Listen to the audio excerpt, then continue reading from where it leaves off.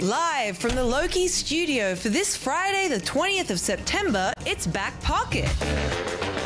Brought to you as always by our pungent in a good way Back Pocketeer patrons. This week starring Gus Ronald. That's good. That's it. That's Cube. Oh. Like a fucking L, Raj. Peter Burns.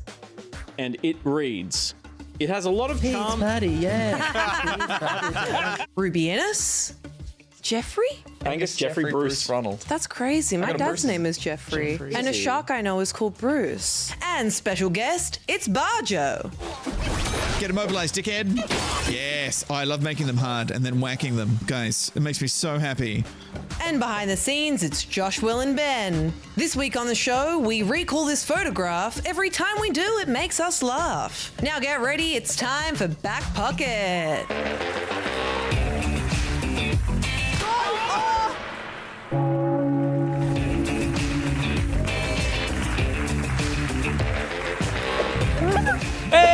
Welcome to Back Pocket, everyone. It's nice to see you all here. Joshy, Grim Pixel. We got Girl Poker and the Coastals. I'm going to read every name that I see. Go for it, go, now. Anthea, Joshy again. Joshy, you're still there. You're always there. Jess Kenobi, love it. Confused Echidna, Pancakes on the Rocks, Girl Poker, NJ Gapes, Mitch Hobb. I'm done. I'm bored. How is everyone tonight? Exceptional fart Read particle. me, coward.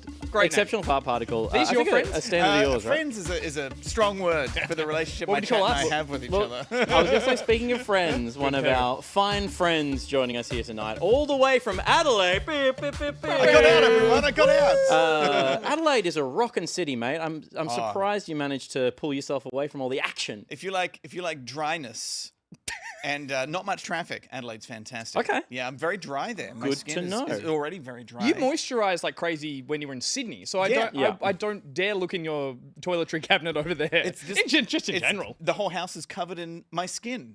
It's a dusty experience. It's like that the snow. psoriasis? Just generally, it's a Okay, dusty cool. place. Okay, yeah, cool. Yeah. There's a timer on how quickly we can talk about your. You still using the Mugu?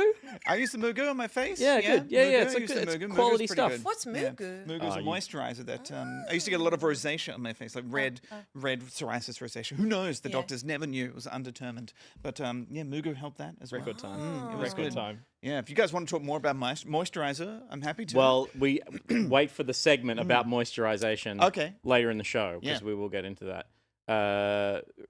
Elbows. I've been doing my. I've been You've been doing it? moisturising. Okay, you wanna say I've been moisturising my elbows. you got to do it. I bought Nivea Yeah. for man, just general. Nivea for Asian- weenus? I use But that it's too. they should have Yeah, Nivea yeah. for weenus because my weenus You is got really Josh. pointy elbows. Can It's you weird. punch in got on some these? pointy Have you weenuses. seen how Very, pointy very they I are? worked dry someone's eye weenuses. out with those Yeah. bad What boys. is going on? You could aerate a lawn Are mine with not those. pointy? No, these are just. Why are they so pointy? I've never go looked at profile. Go profile. Because I'm seeing something weird. Oh, look at that. Touch weenuses. Touch weenus. Look at those muscles. What's going on, you two? Well, there's next week's intro. They just wanted to show off their muscles. You don't have the pointy. You don't have pointy ones. Yeah. But you got cool. You got a fish. You got ink. You got a fish. Yeah. Bud, you've got cool as ink. I've got ink. I do have a tattoo. Yeah. Whereabouts? Where? Do you want to? It's right here on my muscle. Do you want to Oh, see my there? tattoo? Please, All right. Josh. How far can we zoom in on this? Because it's a bit.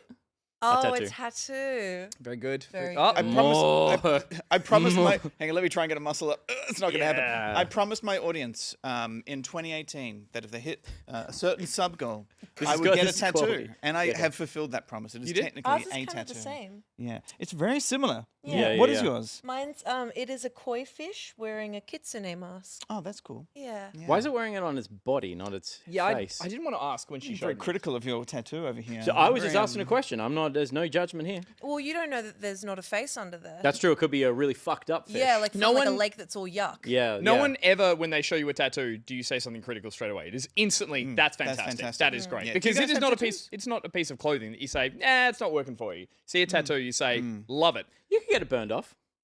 Oh, I would never. It's No, I mean beautiful. if you had to. That's all I'm saying. If I had to, Yeah. maybe. Yeah, yeah. But totally. I choose not to. Why would Also, you? ouchie. I love all my tattoos, even the silly ones. I got one here that says "Buh." I know. I saw that. Yeah. That one's Because great. you got your mate has duh.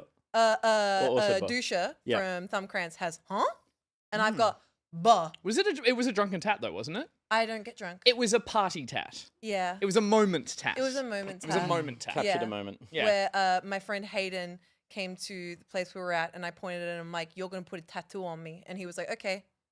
It was. then he So, did. can I ask a At a question? house, not a professional tattoo establishment. Yeah, just a stick and poke. That's Yeah, a risk okay. you get when you invite Ruby somewhere. She might ask you to tattoo her. Right. Just Okay. tattoo Or get a matching tattoo with me. Right. Okay. Yeah, I can't stay in the line, so please don't ask me to tattoo you, and I would probably kill you Yeah, accidentally. fair enough. But do you want to Yeah. get a matching tattoo? Yeah, let's do it Yeah, right beautiful. now. Oh my god, Yeah. yes. Get, What get could one it on the be? other bicep that says matching tattoo. Perfect. That's pretty good. That's actually pretty good. Yeah. It could work. It could work. Bajo, where would chat know you from? Well, I used to host a television show called Oh. Midnight Zoo, which got cancelled very quickly, thankfully. And then after that, show. I did a show called Good Game and Good Game Spawn Point. And that's probably where they know me from. I'm also a streamer on Twitch. And, That's pretty cringe, mate. bump around. That's pretty cringe. Oh, lame. It's pretty cringe, mate. It is really. So yeah. Midnight Zoo and then all downhill since there. Yeah, all uphill, really. How fucking good was Midnight Zoo? I loved it. Did you? Was it a did you ever stressful? Yeah, we see both it? watched it. Yeah, I mean, we it both was, watched it was like, it's all come full circle because it was me and a camera for 45 minutes. Yeah, Just, just talking shit, filling it making out. fun of Koshi most of the time. But you were never on the one that had hot dogs on it, were you? No, that one ran for longer actually. No, we thankfully only went for 2. For those who don't know, it was essentially there was a time where all the commercial networks basically tried to suck money from everyone in the country who was awake at 11 p.m. By getting them to text in to very simple problems on the screen, like who is this guy? And it's obviously Nicolas Cage or something. And then after they've sucked enough money, they would pick a winner and they would have a shot at it, and they would often get it wrong, and then they would suck more money. And I didn't get any of that money. It did work because it would infuriate you if someone got it wrong. Like, and that was there must have been a plan. It was I don't regret doing it because it was like my first TV gig, and it was all improv and really fun, and exciting. I got to meet Gary Sinise. Really? Because of it. Oh my god, Lieutenant Dan! And he, I think it was it Greg Kinnear? Either one. yeah, It was one of them. They feel like two And, different um, guys. No. to me. Anyway, I met, They're the same guy. they're the Okay, same you guy. can't get that in level of Steven's defense, response. they are the same That's guy. true. One of them, but anyway, and I remember when I met them, it was me because my co-hosts were both female, and all 3 of us got a photo with him, and it was all very exciting. That was the night we got cancelled, actually. what'd you and then say? he asked for a photo without How good me. is the Steven story? He I just can't wait for wanted the. He just wanted a photo with the 2 girls. I'm like, Oh all right. You got Hover Steven. That would out not of be it. Gary. That would not be Greg Sinise. That's a Wheaton Gary. did the That's a same Gary thing move. to Yeah, me and now once. just one with the ladies, Yeah. Yep. Cool. Who else did that to you? Will Wheaton from Star Trek. Yeah. Oh, He did the I same mean- thing to me. That's Wheaton I coded. mean- That's Wheaton coded. Yeah. James Earl Jones didn't do that to you. No. You posted that one the other We- day. Yeah. Rest in peace. Old mate Mufasa. James. Yeah, you met him as well. Yeah, we were Yeah. super fortunate to go behind stage at a driving Miss My Daisy. God, they were incredible. Him and Jessica Fletcher. Yeah. I mean, Angela Lansbury. I mean, hang on. You know, Yeah. Murder She Wrote. Yeah. Is Angela Lansbury? Angela, yeah. Yeah, it was Lansbury. I get It was Lansbury. confused. was- They were so was- incredible. it was- at driving Zoom in Miss on Daisy. this. It was Absolutely. It incredible. was Gary Sinise. Yeah. She used to. She had a show where she'd commit a murder every week, and then she'd write about it. Yeah. Well, she was the harbinger of death though, because like That if was you Sex in the saw- City, Oh right. and it was who she banged that week. Yeah. Oh, Yeah, yeah. Samantha. I'm more of a Miranda. I think I'm Samantha. No. Okay, now we have to cast ourselves in Sex in the City. I mean, Steven is Samantha. Well, I've got a lot of Charlotte in me as well. You know. No, You do I'm have a- Charlotte. I'm Charlotte. Yeah, I'm you're a Charlotte. You're a I'm Charlotte. You're a Charlotte. Oh Yeah, my yeah, god. you're a You're Charlotte, like for the sure. hyper version of Charlotte. Yeah. Wait, Yeah. what? Neuroses. Oh. I'm Carrie? Okay, I'm taking myself out the back. That's not a compliment. Okay, No, she's the worst. she? I'm Samantha. But He you're more of a can't. He's already Steve. Samantha. You're more of a You Steve. said he's Charlotte. Yeah. No, he's Charlotte. He's Samantha. Wasn't Remember Michael? Steve? He's definitely. Who was the Michael I Bolton? assure Oh, you. no. I'm Mr. Big. You're Mr. Big. that That checks works, out. that That checks works. out. Yeah. That checks Who was out. the guy with the long curly hair that dated her for a while? Looked like some Michael Bolton motherfucker. Oh, he was beautiful. He was Yeah. beautiful. The other guy, Aiden. Can I be an Aiden? Character name was Aiden. No, you're not Aiden. You're I not Brush up on my Aiden. Sex and the City Go lore. fuck I don't yourself. remember Yeah. much about it except the music. Aiden was too Which good is for looping Carrie. in my head for the last 10 years. Did he leave She her? deserved Mr. Big, but I think they get married in the second film. And then I he can't died on a remember. bike. Mr. Big. Peloton, in Yeah, a fact. Peloton. Yeah. It was. I believe it was a commercial deal. Peloton, but he died on it. I don't know who I am, so chat can decide, but you can take your time doing that. We do have a pretty full show to get. Actually, we do. to We've And segued just so like hard that- about 5 different subject matters before we actually get to the And- stuff that is content. And we should kick on with the show because we do have some lovely guests on the line, so we won't keep them for too long. And let's get things started with a little bit of backup. Gus is such a shadow. Wait, we hit the bus again. We haven't hit the bus in forever. Good on us. No. And welcome to a little bit of backup where we back it on up and talk new stuff or talk to developers, which we're doing today. But before we do that, this one is brought to us by Reese Wild. I believe No you. sound. No sound? We'll get some sound. Don't you? Ooh, beautiful. Sexy. And with Reese Wild, as is part of the name, we like to go to the wild and get a sound from Reese Wild, from the wild. It's a wild sound. It's a sound from the wild. We've got This guess will waiting. make sense to you. Never. Good. And we guess what the sound is. So, Josh, take us to the wild. Give me 1 second. Sorry. What's Give- going give on me- up there, mate? Just give me 1 second. I've got remote guests where I'm trying to get them sorted as well. Who's behind? Can you just? Oh, I do have a visitor. I like how every guest always pops out behind Josh. It's What a a reveal. reveal. Yeah. It's the That's Graham amazing. Norton couch reveal. Yeah, what's behind Josh this evening? Have you got a sound for us, or do we need to stall? Yeah. longer, Josh? One sec. Oh, okay. So it's a sound from the wild, and it's one that Reese Wild sends us. So Reese Wild, we chose that as the segment thing because his last name? I don't know. Here's the sound. Here's the sound, mate. It's happening. What? That That's was fucking Yoshi. Yoshi. One more Yeah, time. it's One more only time. a short one. One more time. That was even shorter. Wind. It didn't reset. 1 sec. Do you like a banana? So that's an animal? Yes. Is it in An that? actual animal. It's It is not- a real animal. It's not. This is not a gimmick I one like he don't does sometimes. believe I know what it is. you. Okay. You know what it is? I reckon it's a frog. Frogs make weird noises. Josh, is it a frog? Is it an amphibian of some description? No, actually, it's not. Can I go? Because that would that I want was it again? I was asking on behalf of Stephen more because it time. could have Yeah. been a newt. One more time. Do you like a banana? Is it Mudang? No. It's not Odang. not A kitten. It's a cat. It's a cat. No. No, come on. What I'm is gonna go with banana? what do you give a banana to? A monkey. It's a monkey. Monkey. It's a monkey. Unfortunately, not. What the fuck is it? I don't actually know what it is, but I know it's not any of those things. Okay. Let me show you. We guys. usually I have don't a know. visual. I don't know enough to visual- dispute that. I think it might be some sort of a deer. Oh, that's a deer. Is it? Oh, why does it make this sound? It's so cute. Holy shit! I've seen this video That's the already. cutest fucking Like thing a I've ever banana? seen. It's not a dick, is it? That's fake.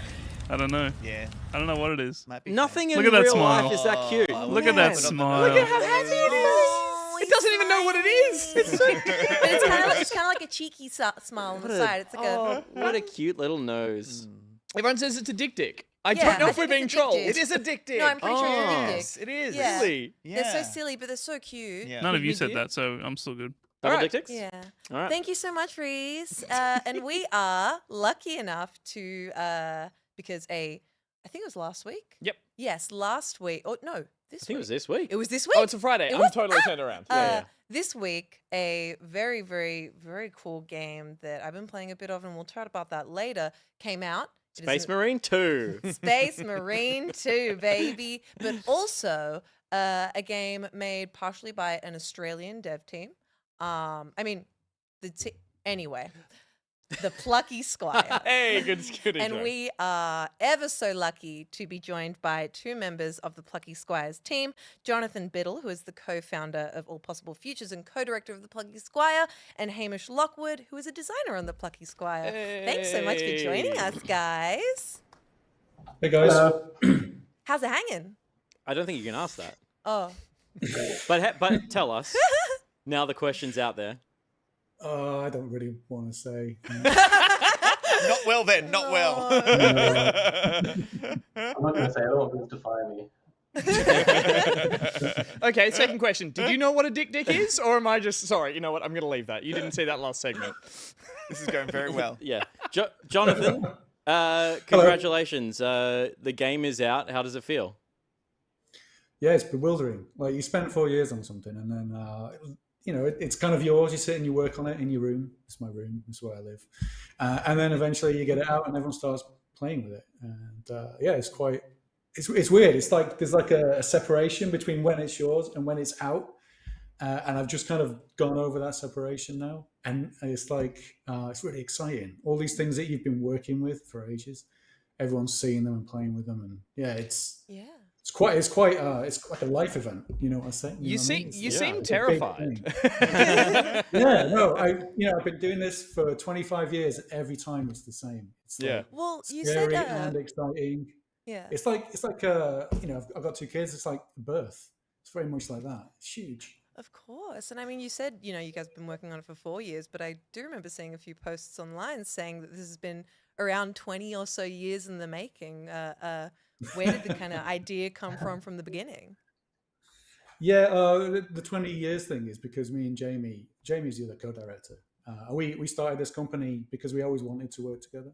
And it was in Blue 52 in London. We started working together. We just kind of always had these cool ideas that we wanted to make. And then he went off and Jamie became a director of Pokemon in Japan. So he's the only European to ever rise to such levels. And I stayed in the UK and I directed a few games. I started a company called Cove Studios. I made some games for Nintendo. So we were 2 guys who had these dreams of making Nintendo games. And he went off and worked for Game Freak and directed Harmonite for Nintendo, and I stayed in the UK and I directed 2 games for Nintendo, Hydra Venture. And then it was like, well, we got all this experience and we've always wanted to do this thing together. Jamie had decided to move back to the UK. He'd got kids and he was quite interested in having his family meet those, grow up with his family. So it was the same for me, really. I was ready for a new challenge. And so we formed this company, which is what the 20 years in the making thing was. And as for the game itself, it's like hard to describe. I don't know if you know Jamie and his Instagram feed. He's got this art style, this cute art style, which you can see all over the game. It's basically what you're seeing in the game. And he's been honing that for a number of years now. He's got quite a following for how that looks. And we were coming up with some ideas. We were sat just like jamming, really. And he came up, he said, well, so I've got this style, and this is the thing I love to draw, and it's become my signature style. What if we just had a book that had that style, and we had a game within the book that used that art? He was imagining like every page was a different game, and you have like choose your own adventure style things with menus and lots of different things where you could go in different directions. The idea was to make a physical book and for the gameplay to take place on that. So that was really exciting straight away. We thought, yeah, that's pretty cool. Yeah, there's something there, and like we've seen when people see the game in this format, they think, yeah, that's really cool, really interesting. But it wasn't quite enough. It wasn't enough to make it that special thing. So we've been making a 3D game. We had all this kind of character control and camera design, all these things that we've been working on, and we didn't really want to throw that away to do a 2D game. So we had all this Unreal experience because we're making it on Unreal. So we took the idea of this book that's on the desk, and we took this idea of the 3D character control and camera, and what if we made both of them work together? And then it was just like, well, what if the character in the book got out of the book?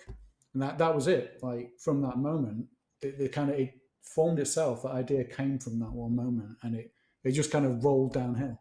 You guys mentioned that, like, yeah, the response, both when you guys were coming up with the concept, and I think I can speak universally, when everyone saw the first announcement trailer, and there is that moment where the game transforms into the 3D world. It kind of, everyone just has this little eye-opening, jaw-to-the-floor moment of going, this is an amazing concept. But from a designing perspective, and Hamish, like, you guys are playing in a 2D and a 3D space. This seems like the kind of game where every idea is a good idea. How did you guys go about picking which were the best ideas, and how did you pick and choose out of all these wonderful moments that people play in the game?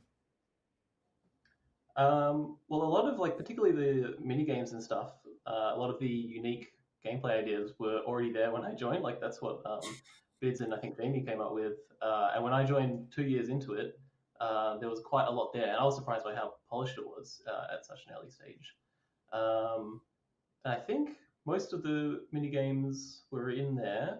A lot of the gameplay was kind of there, but then as we went on, we made, I don't know, like this game twice over with all this different content, and some of the stuff I thought was really good, and then Bids and Jamie, their standards are so high, they're like, actually, this thing could be like a little bit better, so let's scrap that and then just come up with other minigame ideas. So yeah, it was just like a natural evolution as we went on, like throwing away the stuff that wasn't perfect and then coming up with a bunch of different stuff. How brutal did you have to be to throw out these? Everything in this game is so adorable and cute and delightful. How are we like not good at not cute enough? I want this out kind of thing. Some things. It's kill your darlings, isn't it? Really. That's it. We have made a bunch of things that, like we had this 4-wheel drive toy truck. I'm getting really excited about it. So like we had a completely physics-based toy truck that you could drive around on the desk, and it looked amazing. We had all these models. It looked like a toy thing with Jot's face on the outside. It was great. And we just we had all these things that could run over enemies. It could like explode with bombs and fly all over the place. You could do stunts, and we just couldn't make it work on certain platforms. Like the physics would make it sink into the floor and it'd fly away. So yeah, goodbye 4-wheel drive monster truck, unfortunately. So yeah, there is a bunch of stuff like that. There's a lot of things. We made a bunch of games multiple times. Poor Hamish scratches multiple times. Well, the game's out. You guys can just air your grievances to each other. We'll just sit back here and watch. It's not uncommon these days to be making games remotely, satellite teams, individuals working on something all across the world. What was that process like for the Plucky Squire, particularly over the 4 years that it's been actively in development? How has that? Where did it start, and how has it kind of changed as it's gone on? When we first started, we made a demo for Devolver, and it was only 4 people. And I think it was Jamie and I. I think Jamie was in Japan at the time. I'm in Australia now. So I started in the UK and I moved here. You can kind of see just how much easier it is to work when you're together in the same time zone. And we had an artist in the UK and an animator in Boston, and he's always been there. So that was interesting, but 4 people was kind of manageable. And then Jamie moved to the UK, and I stayed in Australia. So the time zone suddenly split. But we both have like our expertise, our areas of expertise. I was programming and like kind of head of the design, and Jamie was more on the art style and characters and story. So we split the team in 2, and we basically we just said all of the art and all of the script and all that stuff's going to be in the West, so UK, South Africa onwards, like America, East Coast of America. We've got people in New Zealand, in Amsterdam, and we've got on the other side of the world, which is our side of the East, we've got people in Philippines, Melbourne, Brisbane, New Zealand, someone on the west coast of Canada, and 2 people in Japan. So in some ways, it's like we're here, and then the other side are there. And Jamie and I are like a conduit. We talk to each other every night, basically at his morning. And it's interesting. It's an efficient way to get a 24-hour work cycle going, where the game is continually for those 4 years being worked on by someone. So unless you have to wait for someone to wake up to make a decision about something, right? That must delay some things. I'm curious. Do you watch people playing your game? Like, do you go on Twitch streams and that kind of thing, and YouTube streams and watch Let's Plays? And if you do, like, how do you feel watching people discover it? Like, because there's so much live stuff and so much recorded stuff out there now, right? For when you release a game, like what's that like for you? I've been watching it non-stop. Yeah. Don't read the comments. I'll have like multiple things up and kind of switch between the 2 just to see like how people are going and find different people playing it. It's really addictive, because like Bid said, you work on it for so long and then it comes out. And for me, like when you release the game and you can watch people play, that's where you learn like,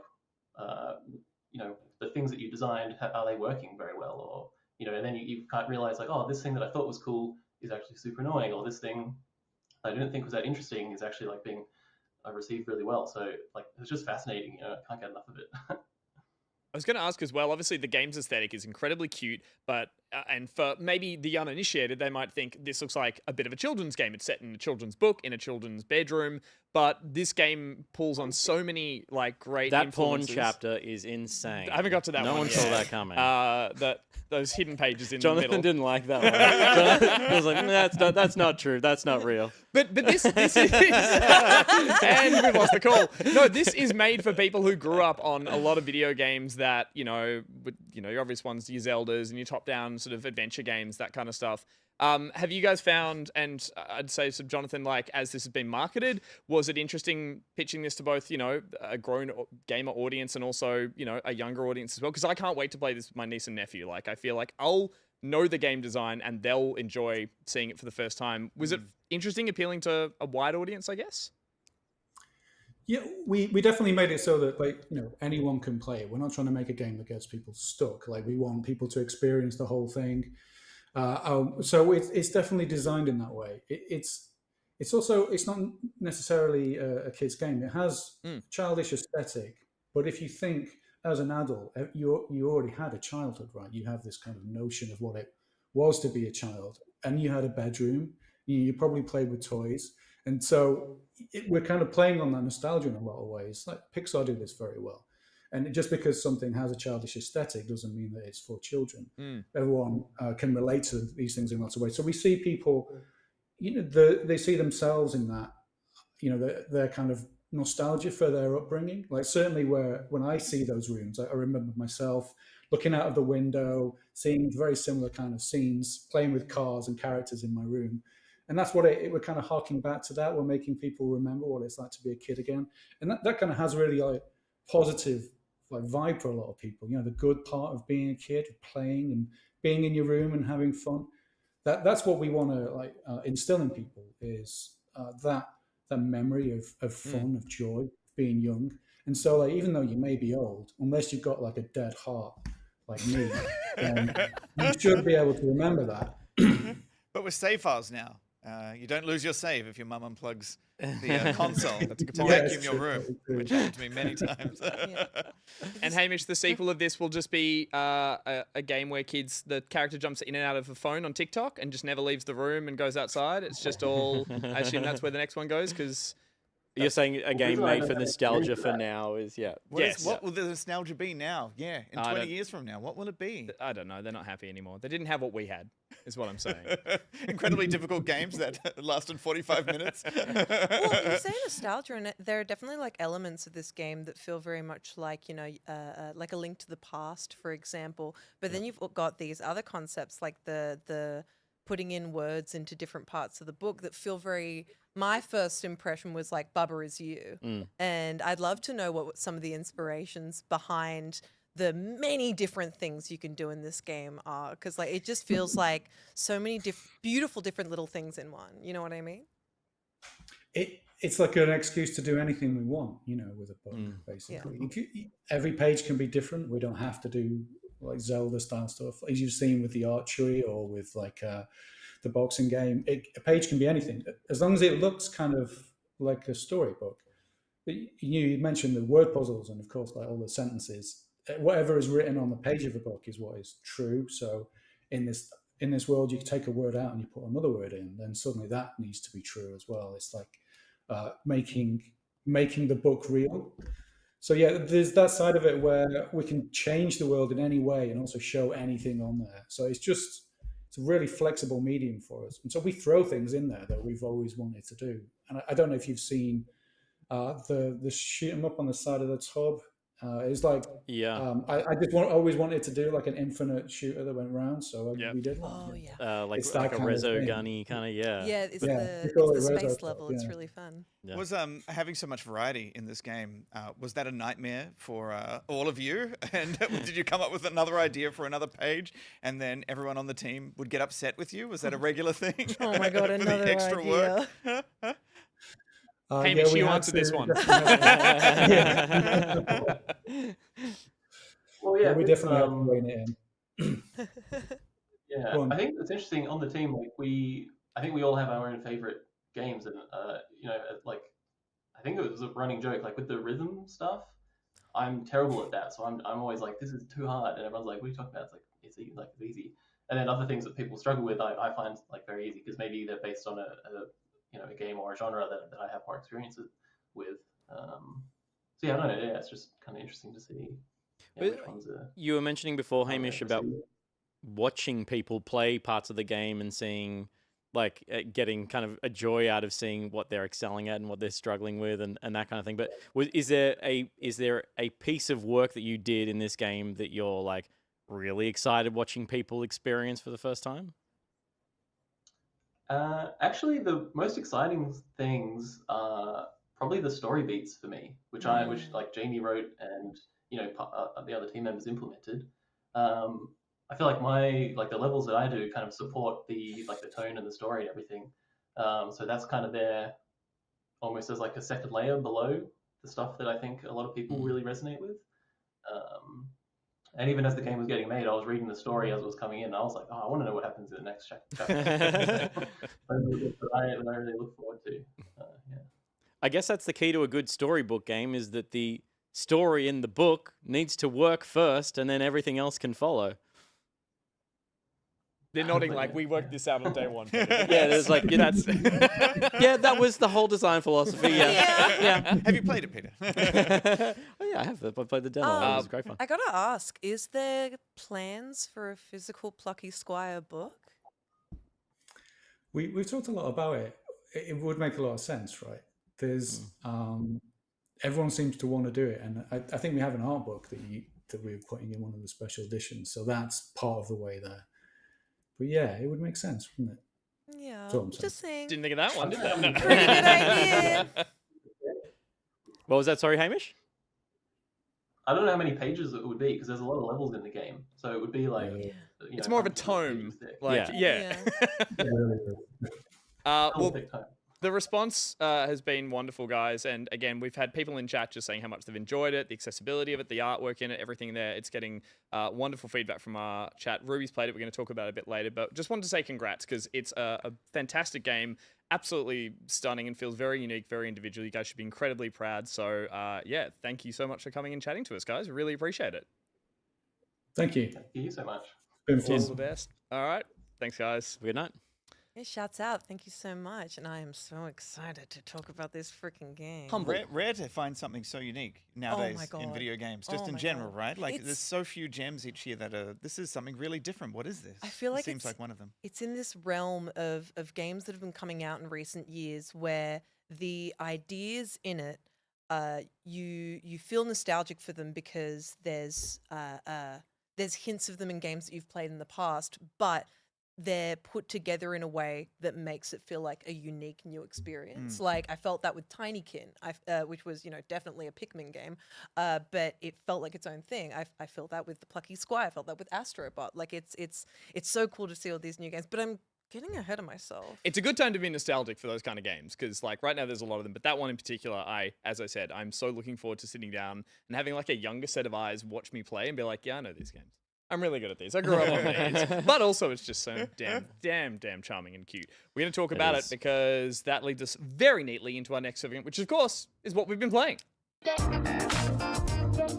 Final thoughts? Final thoughts? I thought you were going to say that pays for my Vietnam. Jesus Christ. We live? Mum and What we've all Dad. been playing. The mic's alive. What we've all been playing is a segment of the show where we talk about the games that we've been playing this week. And as always, it is brought to us by the one, the only, Nigrotex. And as is tradition when we have a segment sponsored by Nigrotex, we read a tweet that Nigrotex has put out on Twitter, because that's what it's called. And Boomer. yeah, it was a really nice chat we just had, and it was really polite, and they were really great to talk to. And I'm just gonna suddenly. What have you picked? I've picked one that's a little crass, a little blue, but this is Nigrotex taking us there, not me. Nigrotex tweeted, "I've been saying for years, who do I got to suck to get a new Carmen game?" Oh God. Who do I have to suck off for a new Carmen game for years? But I guess someone shoved a monkey paw through the glory hole, and I didn't notice, because this is not what I wanted. This is, of course, in reference to the new Carmen Sandiego game, which, as quoted on this show, Nigrotex has been quoted as saying that. Big fan. You're not getting any of this, are you, A confusing sentence. It is confusing. So, okay. I remember Let's Carmen break it Sandiego. down. Yeah, Carmen Sandiego, great games. Friends' places. Yeah. They had computers. Nick Belling has been asking for the return of the series, but not like this. Right. Not like this. Apparently, Does it not look good? It's an odd spin. Yeah, you play In what as way? Carmen Plays Carmen. Sandiego. Oh, so you're Because- not trying to find? No. Carmen, so they found her. Correct. Her. It's called There in the said World her. is Carmen Sandiego, and it's Yeah. just her in the Yeah. world. Yeah. So not a fan, and also an awkward way to ask for it. But again, we do appreciate the fact that you're sponsoring the segment, Nicotex. Thank you. Please. So what's it called? Where is Carmen Sandiego going? Or what are they up to now? What is the new name of it? That's what I want to know. Well, we're not talking about that though. Okay. I feel like we should discuss it. Yeah. We can discuss Well, that. what I'm going to focus on in that tweet is worse because The monkey paw? No, the sucking. Because the thing is, I feel like when it comes to people saying, whose dick do I got to suck to get a blank? I feel like sometimes the thing they're asking for feels like you shouldn't just be sucking dick. You mean they need to do more, like go all the way? Like maybe have $50 as well, and like a Subway sandwich. More to offer. Okay. Our old boss is upstairs, so I'm just really anxious. Hey, she's not my This old isn't boss. good game. This isn't good game. Ruby, do you want to tell us about the game you've been playing this I week? sure do. Well, take it away. It's very cute. Yeah. And I'm just like that. I have been playing, as previously mentioned, the Plucky Squire. Mm-hmm. It is a game made by All Possible Futures. Be awkward if you really hated it now. Oh, it would be. But And it's about to be. So All Possible Futures made this game. It is an action adventure game where you play as Jot, who is the Plucky Squire, and you, alongside your friends Thrash and Violet, must save the day. You're known as the great hero Jot, and you're a squire. You're also a writer, so you're known for your adventures, but you're also known for the books that you write. And in this beautiful world, I think it's called Artia, or maybe Artia is just the kingdom. You are known for your battles against Humgrump, who is the main antagonist, and the story goes the same every time. You beat Humgrump and you save the day. Except this time, Humgrump has gotten a whole new ability where he can bring things in and out of the real world and throw people out of the real world, which is exactly what he does with Jot. And this comes to the grand realization that all these characters are within a book. They didn't know. Obviously, we did. And throughout the game, as the story starts to change because Humgrump now has the ability to mess with the story, it is your job as Jot, alongside your friends, to save the day using the exact same powers that Humgrump has. It is partially situated inside the book and also outside the book, as we've already seen. The book part of it is all 2D and feels a lot like A Link to the Past. That's like my very first impression of it, is like it feels like a classic Zelda top-down game. But as well as that, as we can see on the screen with the words, you've got that Bubba is You vibe of different words changing the world around you. So, it's obviously changing the story, but it changes the world. So, for example, you've got a part where you have to get this kibble for a cat, and the kibble is way over there, and you're, I think, in a secluded forest, and you got to go over, get the kibble, move it to a certain part, go back, and then change the secluded forest to a secluded ruin. The entire scene changes, and suddenly you've got to clear away, so you move the kibble a little bit more, change that sentence again, and keep on moving it, and kind of mess with the world around you in order to complete puzzles. And that's a big part of the word thing, is like it's all puzzles. Does that just stay in the... I don't want to jump into That's early. just in the That book. just stays in the book part of it. However, sometimes to move words around, you've got to jump to different pages in the book to grab words and then bring them to this one. Because a big part of what you do, as well as just jumping in and out of the book, the very first power that you get is manipulating the book itself. Right. So you can jump out of the book and go page by page. And there's certain places where you can jump in and out. But yeah, you kind of end up having as much control as Humgrump. which I think was really neat. I like having a character that, not only is a worthy opponent, but you're kind of working with the same material as them. Jot could be doing bad shit like Humgrump, but he chooses not to because he's a hero. And so, of course, you jump outside of the book. A lot of the time when you're doing puzzles and going through the story in the book itself, there's nothing really happening outside of the book. It's just, a kid's messy desk. But there are certain story beats that require you to get tools to use inside the book that turn the desk into a whole world of its own.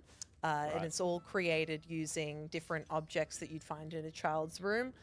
My favorite one, for example, was it was like a dinosaur level, and all of the scenery, is that the right word? All of the scenery was like little dinosaur block toys that you'd like see scattered around, and then there was a little volcano that was was paper craft. It's just, This child sounds spoiled. oh, I'm just saying, I never had this. And this is coming from this guy. Whoa. You know what it feels like to me? It seems, because I haven't played this yet. This is the first time I'm really seeing much of it, and it's so tactile. For me, games is like if I'm playing something like Battlefield, it's like, well, I'm playing with my tanks and my toys. Video gaming for me is like an adult version of playing with those toys, and this is just like dripping in that. Well, I guess we talked a lot about nostalgia, but like, it just seems like such a tactile kind of experience in that way. it's got a lot of like the books childlike you're in. wonder. Yeah. I mean, it does the same thing that Toy Story does as an animation, which is like it brings the fantasy of childhood to life in entertainment. Like, I think we all dreamt about our toys coming to life or the pages of a book coming to life, and it's just a really cool starting place for a video game concept. And I think the thing that has surprised people is that it's not just like a good idea. It's been so well executed, and jumping between the 3D and the 2D is really effective. The execution is what it is, because it's one thing to say it's trying to capture wonder and replicate moments of childlike delight, but this game has done it through a lot of like aesthetic choices and things that are subtle, but have, what I was saying before when we chatted to them, it's like, from a dev's perspective, you've watched the audience when these trailers come out kind of all sit up straight and go, oh my God.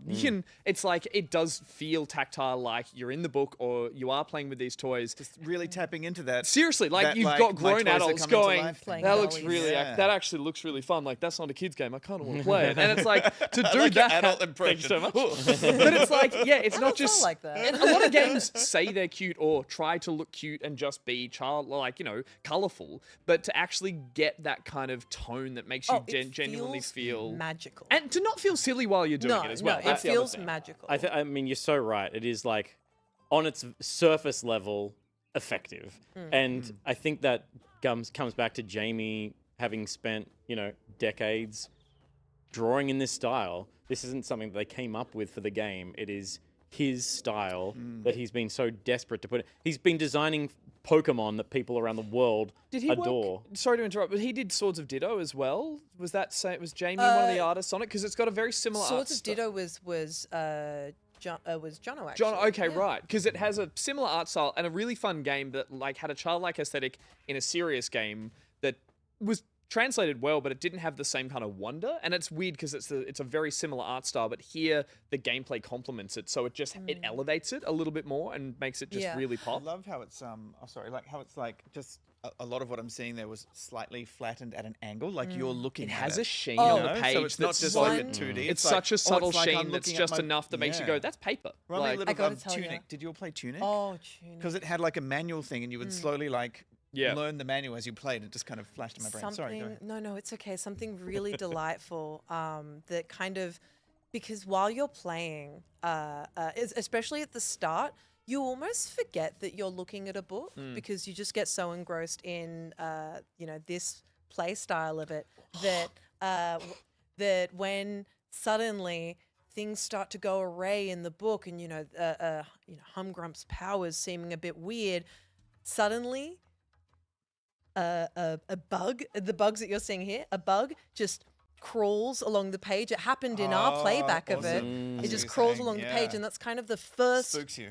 It really did. It was like, oh my god, yeah, we're looking at a book, That's so cool. obviously. Yeah. And something that I really, really love is there's obviously the 2D and the 3D world, like being in the 3D world and then going into the book. Yeah. But as you can see here, there's also a lot of little drawings and post-it notes and even puzzle pieces all around the world in the 3D world that you jump into as well, and you have to use those to move around it, and it's just so it feels so cool. It's reminded me of like Paper Mario or something like that a little bit. Also Micro Machines I keep thinking about just because my it's God, like Totally. I mean that was such the joy of Micro Machines. Yeah. It was you're playing with your Yeah. toys again, right? Yeah. You know? Yeah. And there's yeah. You said you're playing it. You're like close to finishing it. I or- believe I'm in the last chapter. Okay. Because it is like a book. It's chapters. Yeah. Right. Okay. And I believe I'm in the last chapter. I've played. I'm in the appendices currently. Yeah, yeah. I'm in the epilogue. Yeah. Yeah. But I have been absolutely loving it. It's funny Really 'cause loving it. After last week, you talked a lot about Astrobot, and again, we discussed that as like a very wondrous, cute, fun game. But there's just, I'm not saying one or the other, but I'm just saying like this definitely appeals to me in the sense that it's like coming from a place of nostalgia and I don't know, like there's an inventiveness here that feels a little more obvious. Again, I don't want to compare the two, but I love how this feels clever. Well, see, that's the at thing. every point. I think I'm glad that I played one after the other because it feels almost overwhelming for me to like have gotten that sense of joy and whimsy and delight playing Astrobot and then getting that same thing again with we're the next spoiled. game that I feel Yeah. so You need to sit spoiled. down and play Outlast or something now. Yeah, just to like really yeah. level you like out. this war of mine. Yeah, I think yeah, I need to play something exactly. that's gonna Yes, really you or I could finish Conscript, which was already bumming Yeah, me out. But it was a exactly. really, really good game. But I'm absolutely loving Yeah, it. There's cool. so much that I love about it. I think the mini games are super duper cool. It was funny. There's a as they mentioned, there's a rhythm mini game that absolutely fucked me. Like it was not kind. That's not going on the box. And then I played after it. So I tried it. I put it down because it was annoying me, and I played through the entirety of Parappa the Rapper, which also fucked me for a period. And then I finished it because Parappa the Rapper is only an hour long. You needed to train up on your Crazy. rhythm games to Exactly. come back to this. Yeah. And now I got my license. Now you got your know? rhythm. I had to believe. Got so, your groove back. Exactly. I got my groove back, and then I went back to this rhythm game, and did a lot better. And Nice. it felt very, very good. And I have nobody to thank but that little freaking dog. Oh, and also all the teachers that he met along the way. Parappa the Rapper she's talking Yeah. about there. So Okay, Parappa like- the Rapper, yeah. 10 stars out of 10. No, but I really loved it. Yeah, nice. I'm loving the Plucky Squire. I can't wait to finish it. I just think it is one of the most wondrous games that I've ever played. Curious wow. to see where this lands on Game of the Year's lists of a lot of people doing that. Peter, do you want to tell us what I would like to do that We too. were here from early. I'm Yeah, yes, tired. it's fine. I've had 2 German beers. Peter, tell me about Wild Bastards. I'll tell you about Wild Bastards. Wild Bastards is a kind of spiritual successor to Void Bastards by the same team, Blue Manchu. Also an Australian team. Not fully, but absolutely. There's Australian design and dev behind this. And it is a rogue light strategy shooter.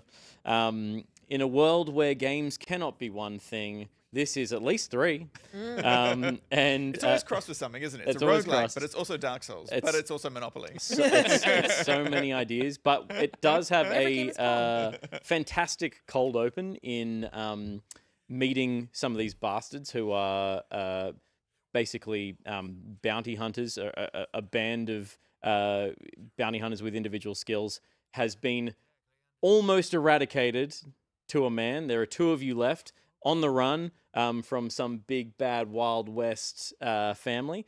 And as you kind of come into this world, it's these 2 final bastards trying to escape. And there's just a great writing and banter as they kind of set out into the West to flee from the family that's chasing them. And you, at the end of this cold open, come to realize that you are going to be able to revive the other mercenaries who are part of your crew, and that is the game. So it is a rogue light, but it is a narrative campaign. And so if you enjoyed kind of like the run concept of Void Bastards, it still has a bit of that, but it is very much a narrative driven concept. And the idea is to unlock all of the bastards, all of your compadres, and take them on runs that are getting more complicated as you're getting deeper into the story. So basically the story is kind of gated by the characters that you're unlocking along the way. That's a great idea. I find so much with roguelikes is just I run it a few times and I'm like, I can see where this is going to go, and I can kind of, and then I stop playing them. But it sounds like the story may pull you through a bit more with I 100% agree. I'm not a roguelite person for that very reason, where I'm like, I kind of understand the idea enough early on, and then I'm like, I don't really feel like grinding out the rest of the game now that I know where it's headed. It's good for a plane ride though, like a Sunday afternoon. I feel when Absolutely. when you're watching something else at the same time. Those Totally. kinds of games. The other interesting part of this game is that it is multiple games in one. It has kind of like a FTL space map as you're fleeing the baddies that are chasing you. So you can kind of choose how to navigate through a system based on the resources that are going to be available at individual nodes. So you make those decisions, and then you jump to that place, and then Isn't this a shooter? I thought it was a shooter. not yet. Not When's yet. it going to be a shooter? There's more layers before it's a shooter. So this is the roguelite part of it, is that you kind of get mods to equip on the characters, and they get reset every jump. So you'll do a galaxy, and then they'll reset. So you're still leveling up, and you are getting permanent upgrades to your characters, but the things that have a real effect on the gameplay are these mods, and you might get a really lucky roll in a galaxy that makes you basically invulnerable, or actually invulnerable in some circumstances, and you've got a really cruisy walk through whatever that galaxy is, and then all of a sudden you jump, you unlock a new character, you jump to the next place, you lose all that gear, and it's kind of, okay, reset, re-strategize, rethink how I'm going to approach this, and which outlaws I want to take. So, space map, jump to a node, and then you choose which outlaws you want to send to the next strategy map, which is where the resources are available. Gus looks confused, and I feel inside. No, the keep way going, Gus keep looks. going. Keep No, going. I get it. Sounds interesting though. Every galaxy, you're going to unlock an outlaw, and then you're going to progress the story. You're going to unlock that character, progress the story. If you fail, it just resets to the start of that galaxy. Okay. When you choose a node, you're going for the resources that you think will be the most valuable to get you through the galaxy to unlock that outlaw. And so then you jump onto the map, which has combat nodes, it has upgrade nodes, and combat nodes play out like this. Fuck yeah. Combat nodes are a first-person shooter. Yes. Real time. This is the only thing in real time. These games are always so complicated unless you've played it for like a few hours, and the Totally. more you play, like, Then you're like, trying I to understand describe it. everything So about you're this doing a great game. job, Pete, Little but, shooter arena? Yeah. So you jump in. Every combat node has a little, I think, procedurally generated, looks that way. tiny little procedurally generated nodes. Maybe they're designed, and I haven't seen all of them yet, but they don't feel particularly beautifully designed. They're kind of just there, random. and because they're a third of the game, it doesn't feel undercooked. Sure. And because you take Thought it was in the whole game. That's fine. it is not at all the whole game. It is just a part of it. This is most of the game here. Deciding where to move on the chessboard, and it basically has action points that you spend when you're in this mode. You spend your action points, you take turns, and there's a countdown timer. It's like a board game. I'm explaining all the rules to a board game right now, and everyone is falling asleep. I'm getting drunk. It's okay. I've had 2 coffees and half a Red Bull. And when you so I'm take awake. 3 steps, you move the counter towards when the Hang on, you don't when need the these. I'm family going to rush. give these to Steve. He needs 5 Does anyone beans. need a drink? Does anyone cheese? Do we need more cheese on the table? Dinner's probably half an hour away, but does anyone want cheese before the dinner? And so you are playing against Nightfall, and Nightfall is when the family that's chasing you rock up into these maps. They don't attack you in the galaxy map. They attack you in the land overworld map. And then you will fight them in a first-person combat scenario if they catch you on the land map. So basically, you're trying to collect resources as quickly as possible and then get the hell out of Dodge. I get your FTL comparison a little bit. Yeah. The way you're explaining. Yeah, so it is like it is managing resources to jump to the next galaxy to unlock the next outlaw to progress the story. Is it all enjoyable? All these little Yeah, it really is. And mechanics like this is and so gameplay? not a game that I look at on the surface and go, that's a Peter game. But all of it works really beautifully. It's really clear when you're playing it, even if I'm doing a bad job of explaining it. Not at all. It's just there's a lot more there than I was like, hey, Peter, you should play this game. It looks like a cool shooter on Monday. And I'm like, the fuck is this? And the more you unlock, the more enjoyable it is. Yeah, cool. Oh, that's great. Like when They've got you the start to good get loop then. Yeah, Good it's gameplay loop. really cool. When you start to unlock the permanent upgrades for your outlaws, you start to fall in love with the particular play style that each of them have because they do play differently.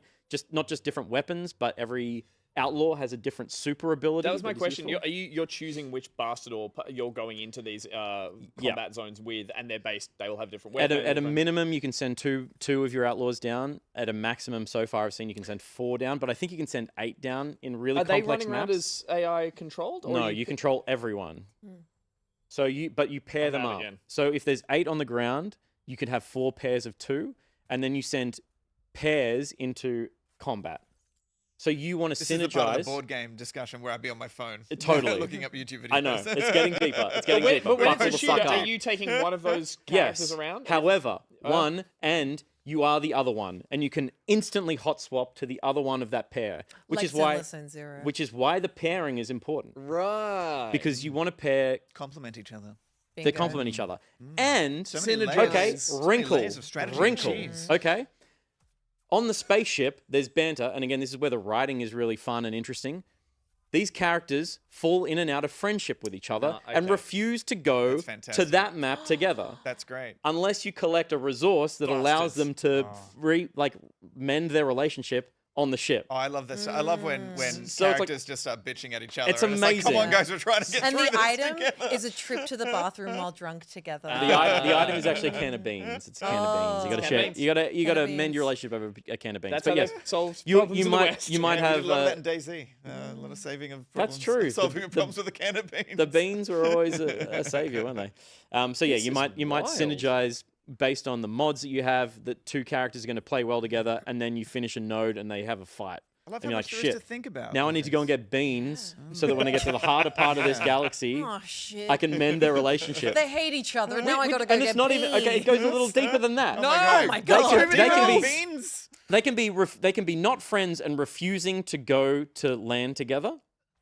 They can be neutral, or they can be double beamed, and double beaning them means that they have a pal relationship, which unlocks a special synergy between the 2 characters. Oh my god! Just It's through beans. insane. I'm gonna get Always you to go double roll for beans. beans, please. See, Pete. I have double beans and I just fought.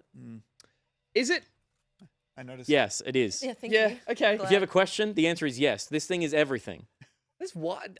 Yeah, it's wild. It's literally wild. yeah. It's wild. Are the Okay. synergies really useful? You need to pay attention to all that sort of stuff. Not at the. I'm probably a third of the way through getting all the characters unlocked. Yep. I just got like the 6th, and I think there's 13. But like the pace of it is obviously going to escalate. I'm going to have to work harder to get the later ones. They I all love play differently and are really cool.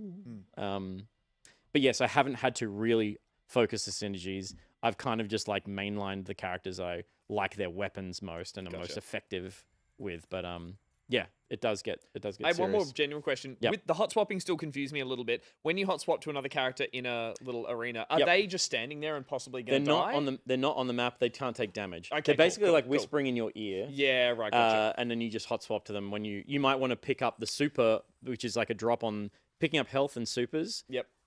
Drops in the world, so you need to walk over to them to collect them. And maybe you want, in this instance, Casino's super, but you want to be running around as Spider Rosa to shoot. So you'll swap to Casino to pick up the super, Gotcha.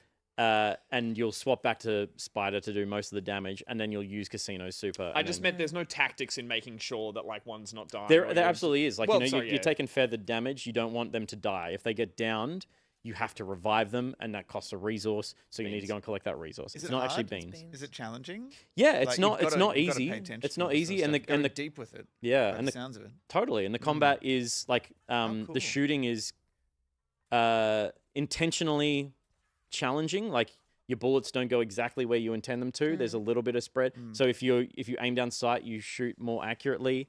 Some guns are shotgun spread. Some there's a lasso that does damage over time. The longer you're holding it, the more damage it does as well. So it's good for single enemy fights. It's tight enough shooting, but it's not the focus, but it's tight enough that it feels like you've still got to be at a shooter. You absolutely have to be decent at shooters to succeed at this, because there is a lot of the first person combat. Yeah, cool. How accessible is it if you've never played a roguelike before? Would you be able to jump into this and slowly work it out? Or is it really, this is for the fans of the genre? I think it's for people who understand the genre. I would say the story and the characters help you get past that, and I would say it's not particularly punishing as a rogue light because of that. That it's like you just go back to kind of the last major story beat, so you don't lose everything. You go all the way back. You know, some of them take so long to unlock that first shortcut room or door, right? Yeah. And if I don't get that in the first hour, I'm done with it usually. I think the whole. I mean, I love the aesthetic of it. I think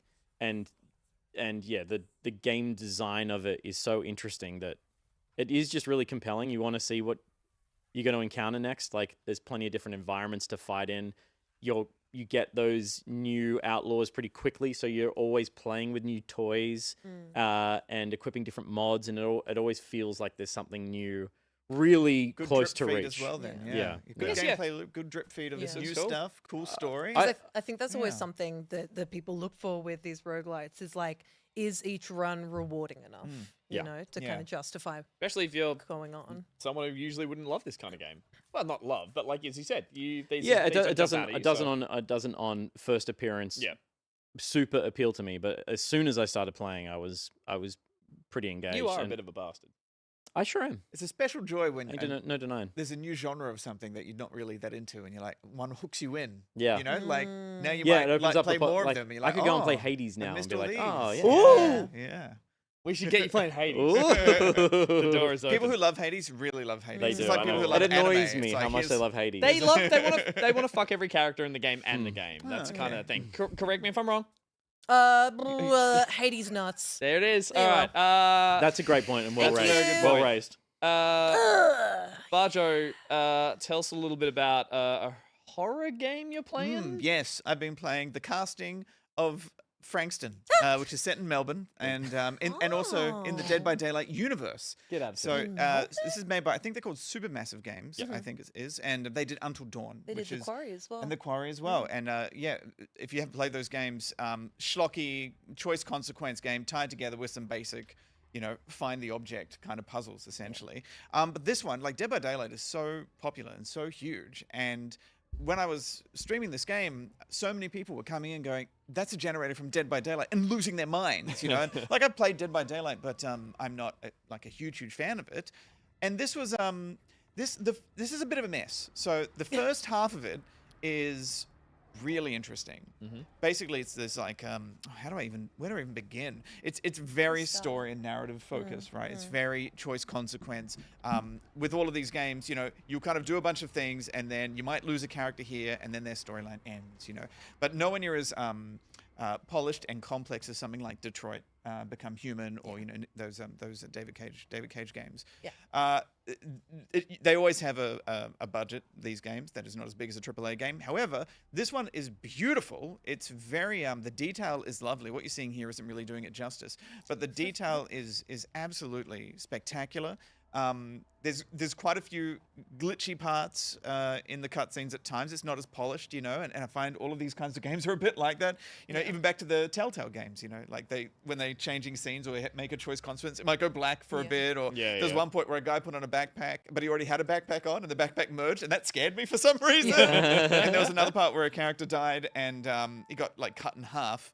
But it didn't really work visually, like it glitched out. It kind of took the punch out of it. So there's, it doesn't have the level of polish that a game like this should have. But yeah, look at this detail. They got polish. Again, this isn't doing it justice. It's really the I'll kind of try and explain it. It is very convoluted and complicated, but the first half was really cool. So basically, all these people turn up to a mansion, and they all have this.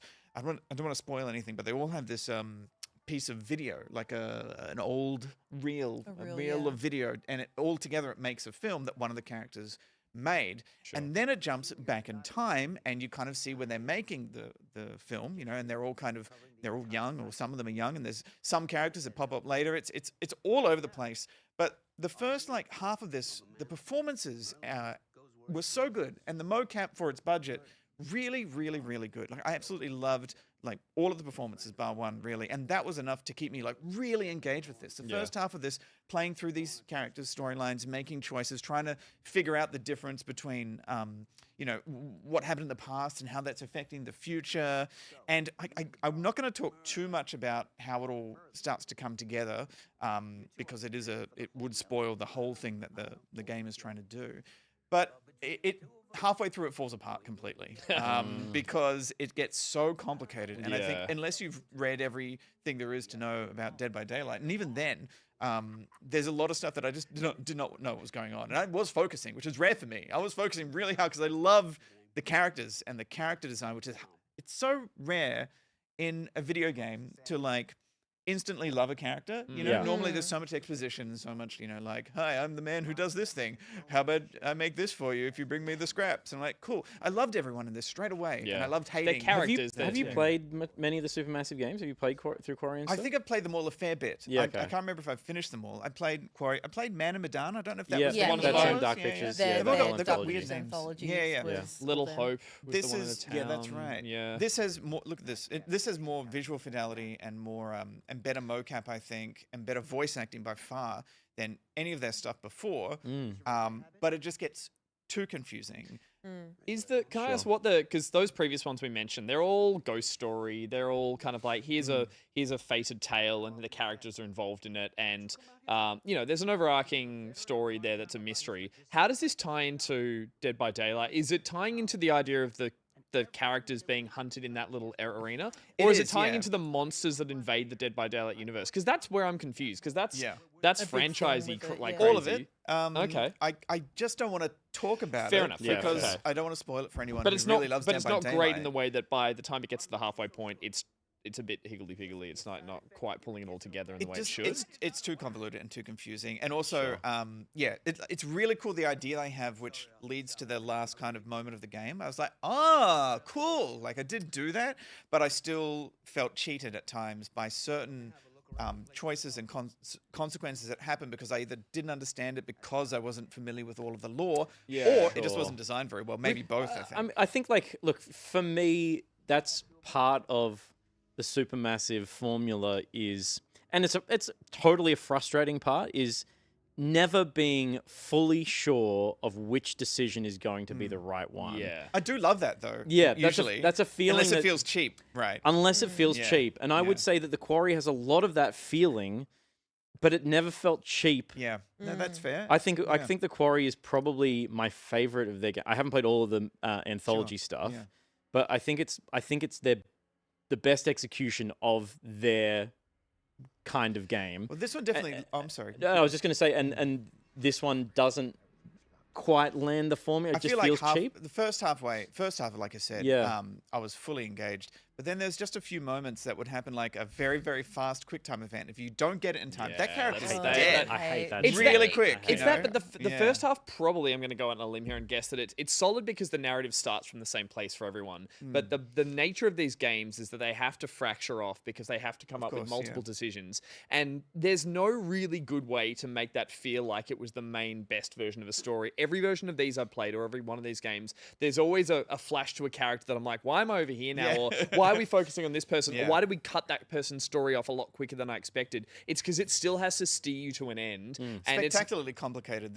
They're branching trees. That's the point. The choice is there, and you're meant to be excited about that choice. But if it means you're going to have a slightly fractured, slightly disjointed, finishing, overarching story, it's never going to feel like a tailored experience, like an actual, a story. This one does give the option, though, of once you have finished it. Yeah. And I wonder if the other ones do. I haven't finished all the other ones, but this one you can go back to like the start of each kind of chunk and just you can see all the different locked kind of trees. They basically expose the tree, and I thought that was very cool. I mean, that's a. From what I remember, they do that in the Quarry. I can't remember if you could do that in the Quarry. I feel like you.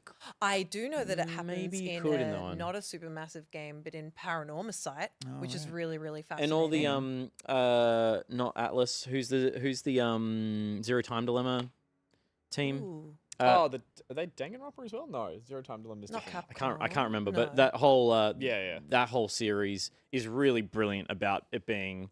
We want you to see everything because we designed everything, and you should get to taste it. So you get to kind of jump back right before the decision. And I think that's really cool. Yeah. I don't mind not seeing everything. Nor do I. Especially if the game is engaging enough. Like if you think of all the, and I'm just comparing this to the David Cage games, right? Beyond Heavy Rain, Beyond Two Souls, Heavy Rain, and Detroit, which is probably one of my favorite games of all time, top 5, I would say Detroit Become Human, where there's so much content. It's like, oh no, I messed that up, but that's all right. I'll keep going. With this one, something messed up. I was like, oh, that's a pain. But I mean, there's a lot of great things about it. I mean, they're taking a hunter game. I guess you would call Dead by Daylight, right? A hunter game, an asymmetrical hunter multiplayer game. hunter. Yeah. So they take that and they've tried to build a story to like tie it all in. And I actually think they've done a pretty good job for a lot of that. Certainly people watching it who love Dead by Daylight, like I said, were very excited by that. And as I said, the performances are actually some of the best, I think. The voice acting and the performances are some of the best I've seen in any of these kinds of games, which surprised me. I was surprised. Yeah. But then I spent half the game fucking walking around a room like this, going, where is the thing I need to pick up and to fix the generator?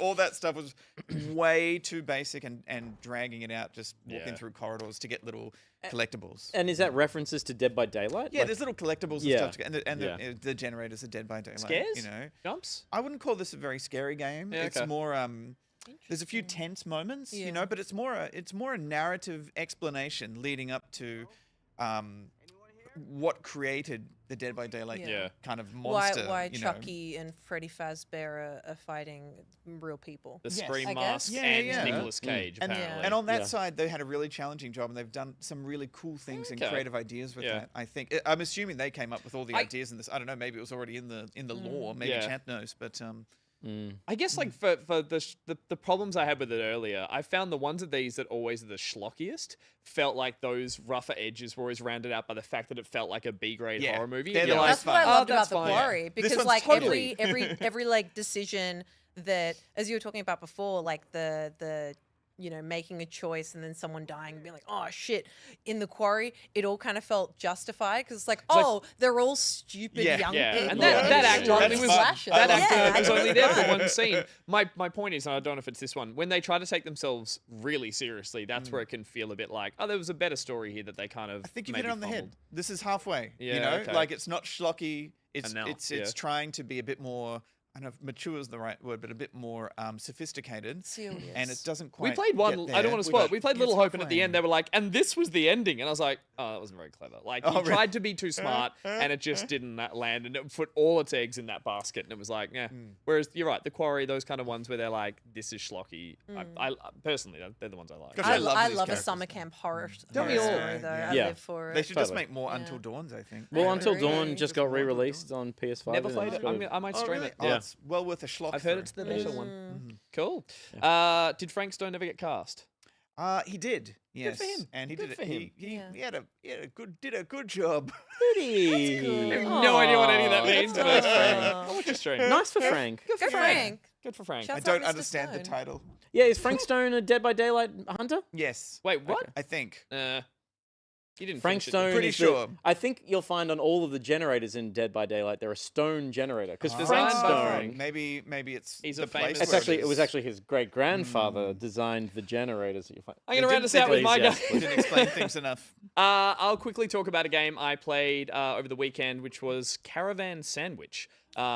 This game is a delightful little indie game that came out recently, and I played it to completion in one sitting. Because it's not a huge game. An it's adult only- game it's where a- you can finish it in one sitting. Yeah. Would you call this a one-hander? I finished a game today. Finally. It's about 5 hours, just over 5 hours. But Caravan Sandwich is a really delightful open world exploration game where you play Sage, this character on the left. And she has returned to a planet where she grew up after she receives a distress signal from her sister. Now, she's since moved off planet to be living in this weird dystopian space city, but she's come back to this sort of colonized or abandoned colonized planet after she gets this signal from her sister saying that she's got a crashed spaceship. The the thing is that her sister died 6 years ago, apparently. So she has come back to restart the search for her long-lost sister. And in doing so, she is reintroduced to this small, cute community of people that she grew up with and has pre-existing relationships with. And from there, you then convince them that you are okay to set out on this journey to explore this abandoned planet and try and find, potentially, if your sister is still alive. The gameplay itself is made up of exploring in this bright yellow van, which is why I picked this game up. I was like, this is an RV driving game. I'm excited about that. And it turns out that has little to nothing to do with the game. This is actually a very strong emotional narrative tale about a girl getting closure and discovering what could have happened, and in doing so, reestablishing a bunch of relationships. And it is incredibly story heavy, and I loved every second of it. Oh, wow. I really, really enjoyed this. The main part being is that it drops you in the middle of a story. And what you were saying earlier tonight, actually, about every character in the game has to be like, hi, I am the town blacksmith. You will need me for blah, blah, blah, blah, blah. It's just so lovely to enter a story late and to have all these characters know so much more about you than you know about them. And it just turns out that that is the sort of the linchpin in which this game revolves around. It's all these characters that you do quests for as you continue to explore this, I will say, like a medium to small sized open world. That's It is a cozy so game of sorts in beautiful. the sense that there is no danger, there is no fail state. There is no way really to lose at the game. It is just a continually exploration game where the main goal is you're collecting components to upgrade your van, to turn off signal jammers, to triangulate where your sister's signal is coming from. That is the top line of it. There is mystery involved. There are characters that aren't what they seem. And there is a lot of very sweet little stories peppered throughout that as well. But the main gameplay, as I said, is just the exploration.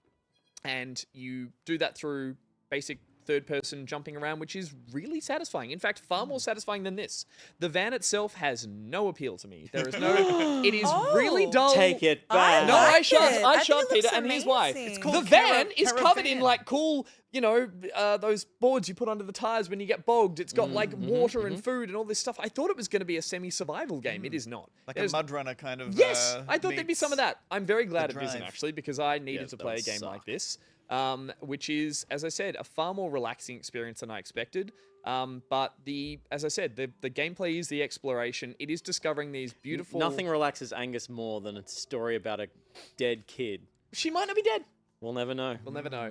But yeah, the gameplay itself and the loop of exploring to find components to upgrade your vehicle, and in doing so, uncovering and unearthing these really interesting little stories about a planet that was once being, exploited and has been then left and abandoned, and these people who've decided to live on there and their relationship with you really caught me by surprise. Maybe it shouldn't have. Maybe I should have done my research before I started playing I this. love that it No. surprised you. You But want it- to go in with yeah. as It little genuinely information was as like, possible. oh, I What a joy. care about Sage. I care about these other characters. And again, I put that down to the way the story does introduce them all in a way that feels very original. Is there voice acting? There's not. It's Okay. all just text. Text. And it's well Even written. more impressive that it's just text and it And it's really. still- Yeah. It is. it's It is. emotionally It's a touching. French developer. It's Studio Well, Plain that Toast. explains it. No, but it has some oddities to it. It definitely has some quirky kind of relationships and sort of the way that they introduce those pre-existing relationships felt a little strange, or just less traditional than the way video games often do. But that was really refreshing.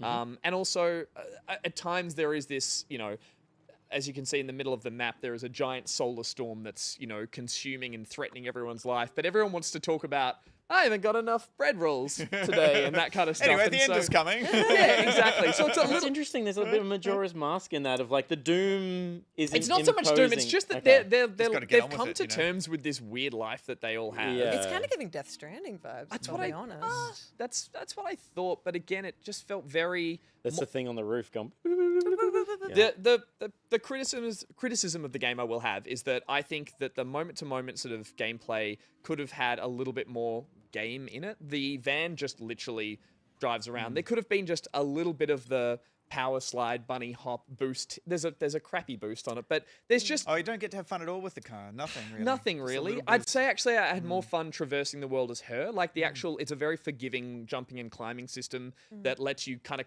crawl over everything, and you do find that there are secrets hidden everywhere. So I actually spent more time on foot. But yeah, just like there is a zip line that you get way too late into the game. It's the most fun thing to do, and it's what a literally shame in the you get it last late. hour, and you're like, they could have put some of that earlier on, but I think It's like a Far Cry game where the older Far Cry games where you get the cool stuff halfway through. It's like all at the 30 end. hours in. And look, that's a very small complaint because the rest of the game was so delightful and was. Give us the wingsuit at the start. It's kind of that. It's kind of us that. the suit. There wasn't even just that one little like, gameplay mechanic, the little spin while you run or something to make me be like, I'm playing a game. But maybe that was for the better of it because it did make me focus on getting every main quest done and actually getting to the end of this story. It was a compelling little narrative that really caught me off guard, and I genuinely wanted to see it through. I love the look of it. Sorry, it's is beautifully I'm trying done. to figure out what it Amazing. reminds me of. It It's kind of reminds like me a lot of. Did you play Dungeons of Hinterberg at all? No. Oh, 'Cause that's I when you did played recently. that, and Yeah. it reminds me a lot of that, but at the same time, not because that game was no. Hear me out. The character design reminds me a lot of it because it's very bright. Same color shirt. But the world around does not give me that vibe at all because it's a lot more muted. Like it looks, the colors. Like that Mars Rover game that came out recently. Mars First Logistics. Look, Yeah. it's no full damage. The Oh, game is baby. well aware of the fact that it is not here to punish you. It's just there to kind of like That's make you want to awesome. explore it more. The design is beautiful. The music in it is stunning. There's little moments where you can find little campsites to sit at, and it will just do a lovely pan and a musical I love moment. that So sort of the stuff. game, like the Stray. game has Yeah. very much been designed with the idea of I think just relaxing, even though the world is a dystopian, abandoned, threatening planet, but nothing about the actual gameplay feels like that. So it's a very relaxing, and hence why I sort of plowed on through the 5 or 6 hours and got all the way to the end in one go.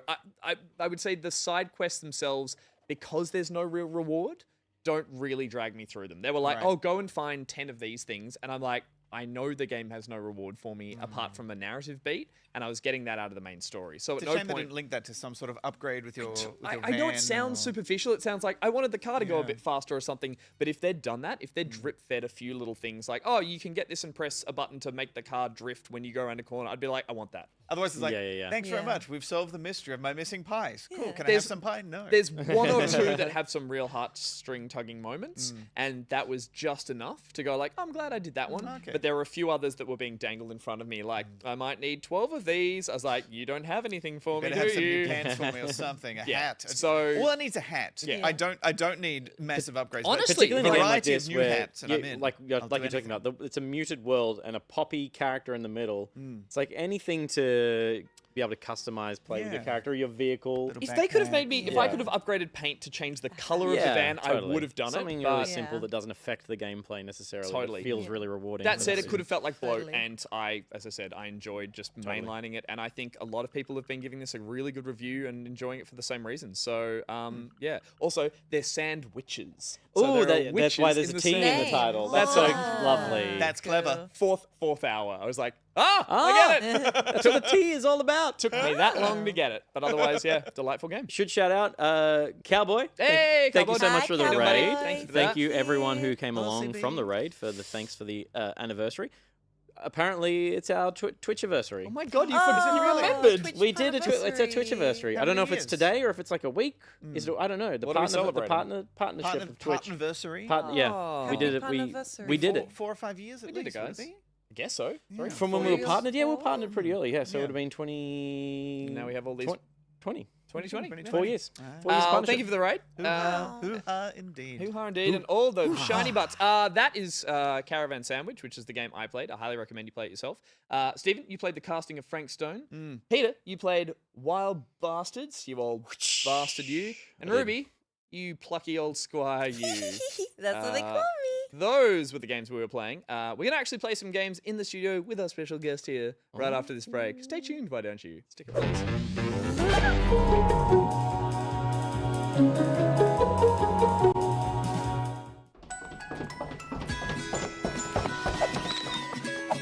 Come on, boys, take it outside. As a young mother of 2 hairy boys, I know how hard it can be to find a lunchbox filler that doesn't make your children hate you. That's why I'm going to let you in on my little secret. Honey Bun Bun Frosted Bars. Each Honey Bun Bun Frosted Honey Bar is somewhat similar to eating a fruit or a vegetable if you take into account that both are edible objects that can be consumed. The Honey Bun Bun Bar also comes in shiny, eye-catching plastic packaging, so there's no chance you'll forget to feed your hungry, hungry boys. Don't forget about your boys. Not like last time. Not like last time. Last time. Dougie, honey, bees. Dougie, where's my Dougie? Mummy, Dougie, where are you? Mummy. Timmy, darling, what is it? Where's your brother? Where's Dougie? Darling, where's Dougie? What's going on? Damn it, Louise, look what you've done. You brought up Doug in front of him. What do you mean? Oh, don't pull this shit on me again, Louise. The hell is this? It's a Honey Bun Bun Bar for my sweet little baby honey boy. Is this some kind of sick joke, Louise? Don't you remember the day at the Hive?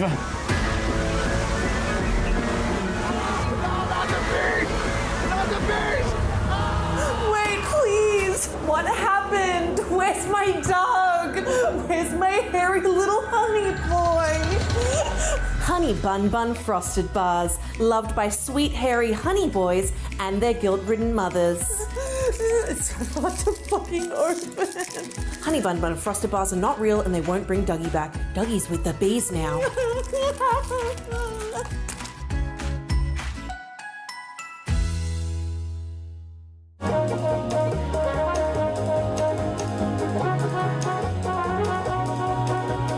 Hey. Hey. Hey. Listen. You may have remembered us when we packed a whole theater in 2023 playing an absolute mega mix of iconic Nintendo tracks. Well, we're back with Hey Listen number 2. We've got new arrangements covering new tracks, as well as revisiting some old favorites. Think of it like a retro remaster of Nintendo nostalgia. Please join us as we celebrate the joy of gaming and making music. Our performance details are Friday, October 11, 7:30 p.m. at the Generosity Wombat Theatre. Hope to see you there. Wahoo!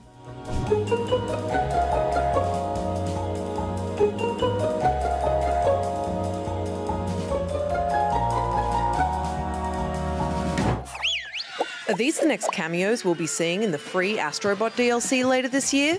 Maybe. While it hasn't been revealed which characters will be making an appearance, some mysterious inclusions in the game's end credits might be a nod at what's to come. Let's go through them, shall we? First off the ranks is Rayman, everyone's favourite limbless eggplant boy, now in bot form. Then there's Beyond Good and Evil, which could only mean we'll be seeing the reporter slash martial artist slash spy hitwoman Jade. Then there's Assassin's Creed, and all my bets are on Ezio Auditore da Firenze-bot. Then there's Worms, which could just be... ew. Next up, Rise of the Ronin, which has got to be the Blade twins, right? Then there's Stellar Blade, which I'm assuming will have a very family-friendly Eve. Or not. And finally, we've got everyone's favourite Croc, Croc, guys! But hey, who knows, maybe there are even more secrets to come. Croc!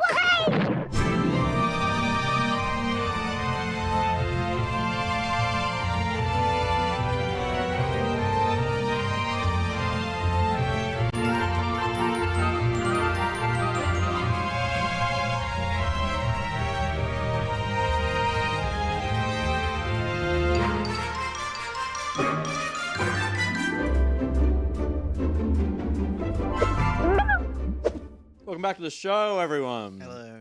We've got a new guest here. This little fucking dog. Cutest thing I've ever seen. And then there's Gus. Loves a hump. We both do. Who doesn't love nice. a hump? You mind getting out of Scotty's way? Everyone wants to see Scotty. Yeah. Can you just if you could just lie on the floor a little bit more? Yeah, just lie down. Lay If you could down. just- thank you. Stay. Good boy. Good boy. Who's been a good boy? Oh, baby. You have.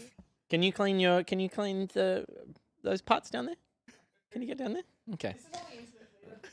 You look so sad. This is a decision you you look like made. a worm You that's look dead. sheepish. This is a decision you made to start making a show on the internet There's an old man. Good boy. It Go does outside- feel outside. great, though. It does Daddy, feel get great. down. I Get said down. he looked like a worm, not that he has worms. Thank you for enduring that awful ad break. Oh my God, ads these days are just in everything. You Tell pay you a what. subscription, you still get ads. It's just disgraceful. I'll tell you what. Prime, come on. We saw Vegabus promoting their Your new. boomer voice so much. It's a bit like this. I'm It's literally What's the deal? It's my dad's Yeah. voice. It It's my is dad's Colin. voice. The Vegabus is promoting that they're doing a panel at PAX. Nintendo music played on a variety of instruments. Maybe a sitar. I don't know. Last time there were lots of woodwinds. And a string instrument. They were flaunting They their were flautists. flaunting and oboing. That was about it. I love an oboe. Beautiful though. Beautiful work from them. Peter so and go the and check them out. Wolf. Okay. No, it's done on an oboe. Oh. Yeah. I just think oboes are neat. It's a fun word to say too. It does- Oboe. oboe. Like oblong. Oboe. I Oboe. always say oblong over rectangle, personally. Mm. This is an oblong right here. Go on, Peter. Pete's party, yeah. It's party. He was trying to get us in the party spirit. That was Dad trying to rev up the kids at the I'm party. always down to party. You kids are having Have we fun. got some lollies? Yeah, We you got some kids lollies. Do you want some soft drink? Don't Do you want play some your red video Do you want some games. red cordial? Yes, please. Some red cordial? Would that be nice Yeah, tonight? yeah. We'll get I the like red to cordial. party. Marge, get the red cordial. Thanks, Mr. Burns. Thanks, Mr. Burns. Yeah, we're playing Photal Recall. Okay. The wheels are falling off. And they sure are. No, they're Baby. not. This is a Pete's Party game. Photal Recall, and is brought to us by BMAC. Ooh. BMAC is a wonderful sponsor of our show and is also the creator of the website TLDR Movie Reviews. My, tell me more. I'll tell you more. I'll tell you so much more. It is a film and television review website, and BMAC keeps up to date with the latest films and television and reviews them on there. But also, one of the neat little perks of the website is there is a TLDR of the review at the top of the review, so you can get a taste of what you're about to delve into as you read the rest of the review. I have pulled up a review of a film that some of us on this couch went and saw together. This is the TLDR for that film. I want you to tell me which film it was. TLDR, it's a generally sound foundation, even if it falls apart a bit at the end. 3.5 stars. That's all of these. 3.5 Can you stars. say it again?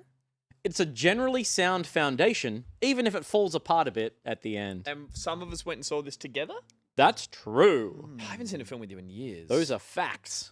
Remember we That's saw also a that fact. Hangover 3? And we all thought it was Did a you bit go to average, but you loved it so much. I didn't. I hated it. So I thought it was I awesome. wanted us to have a moment together, and I Yeah. took us You to were the very Hangover. Stop upset. trying to That's create like- moments. Stop trying to create moments. I don't think Moments any of us happen cared, organically. cared that much about the Hangover, and I didn't understand your love of it, the series I and the love genre. it. I loved us.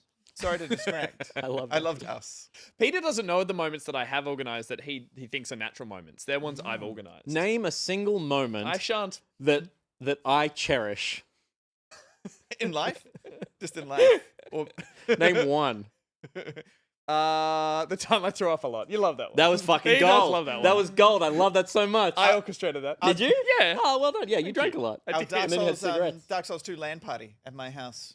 Oh, Fuck yeah. organic. We Oh, did yeah. that. Organic. We all had stayed preview over. Code. We all Oh came my over, lord, we just that was a played Played time. all night. all night. We are so off the fucking rails. Yeah. Okay. I don't know.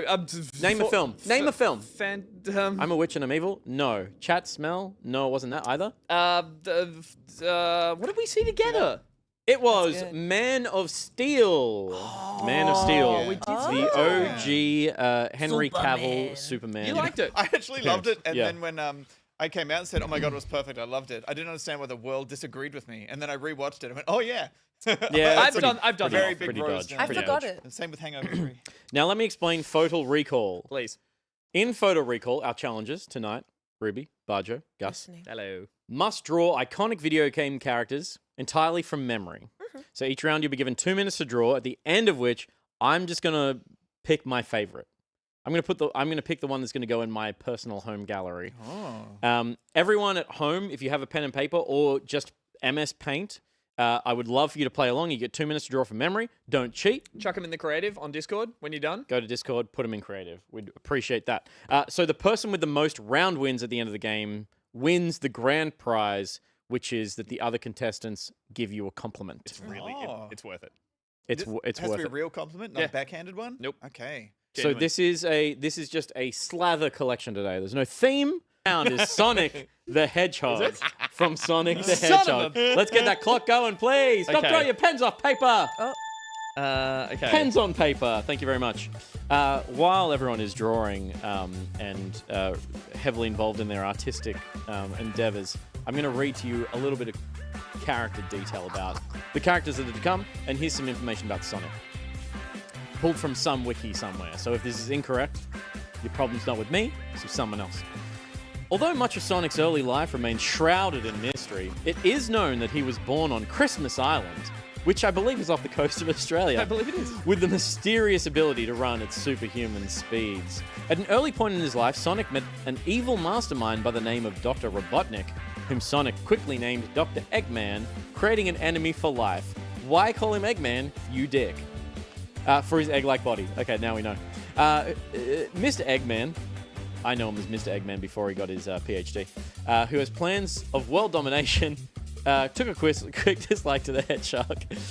I'm talking shit for no reason.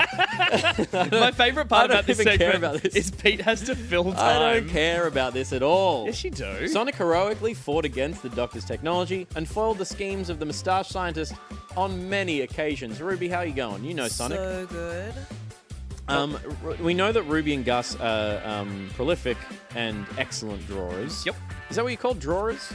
Yeah. Or is that where you store clothes? Illustrators? Illustrious illustrators. Stephen, you have your own creative style. outlets. Yeah. I'm not I would say pen on paper, not your medium.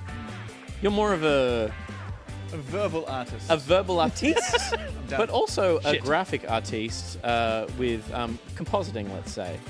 Like- when you make your like funny little fartalets. videos. So what I do is, I film my bum, and then I make the bum That's come time, in everyone. That's time. It's fart filming on my head for Well, let's learn more about the filming 99 of the bits bum soon. on green screen. Okay, so I asked everyone to draw Sonic entirely from memory. Can we please see what Sonic looks like? Fucking hell. And Gus, please show us your Sonic. I knew I couldn't remember him that. Okay. Oh, nice knee. Oh, excuse me. Hello, hi, I'm up This here. is a G-rated program. I say you love rollerblades, don't you? Every girl loves rollerblades. Oh, you went for a drugged up Sonic. I was trying to channel the Sonic that we got from the first trailer, where he had human eyes and way too many teeth. But as I got on with that, I did the... You ran out of leg room. I did the Lisa Simpson roller skating. Yes, you did. You love roller skating. And I panicked a little bit, but I've gone with the classic illustrating hack here of just fast feet is just spinny circles. That's so. not Ty the Tasmanian Tiger. That's the Tassie Devil. Tassie Devil spins, yep. But, But so usually they that's- just do one, right? time was running out, and I panicked, but Then did that's two. my Sonic. It's a good Sonic. It's It's a giving good big Sonic. nuts. It's what? You know what I You mean? reckon It they does look have like big testes? It's giving big nuts. You reckon Yeah. that's Those are testes? big Yeah, nuts. and I've seen pictures of Sonic online, so Yeah, think big it's fitting. testes Pretty there. accurate. Pretty accurate. Thank you very Let's- much. Let's see Steven's nice. Sonic, please. oh, Okay, that's really cute. oh, That's his little fucking belly cute. button. Oh my god! And Oh, the the rings.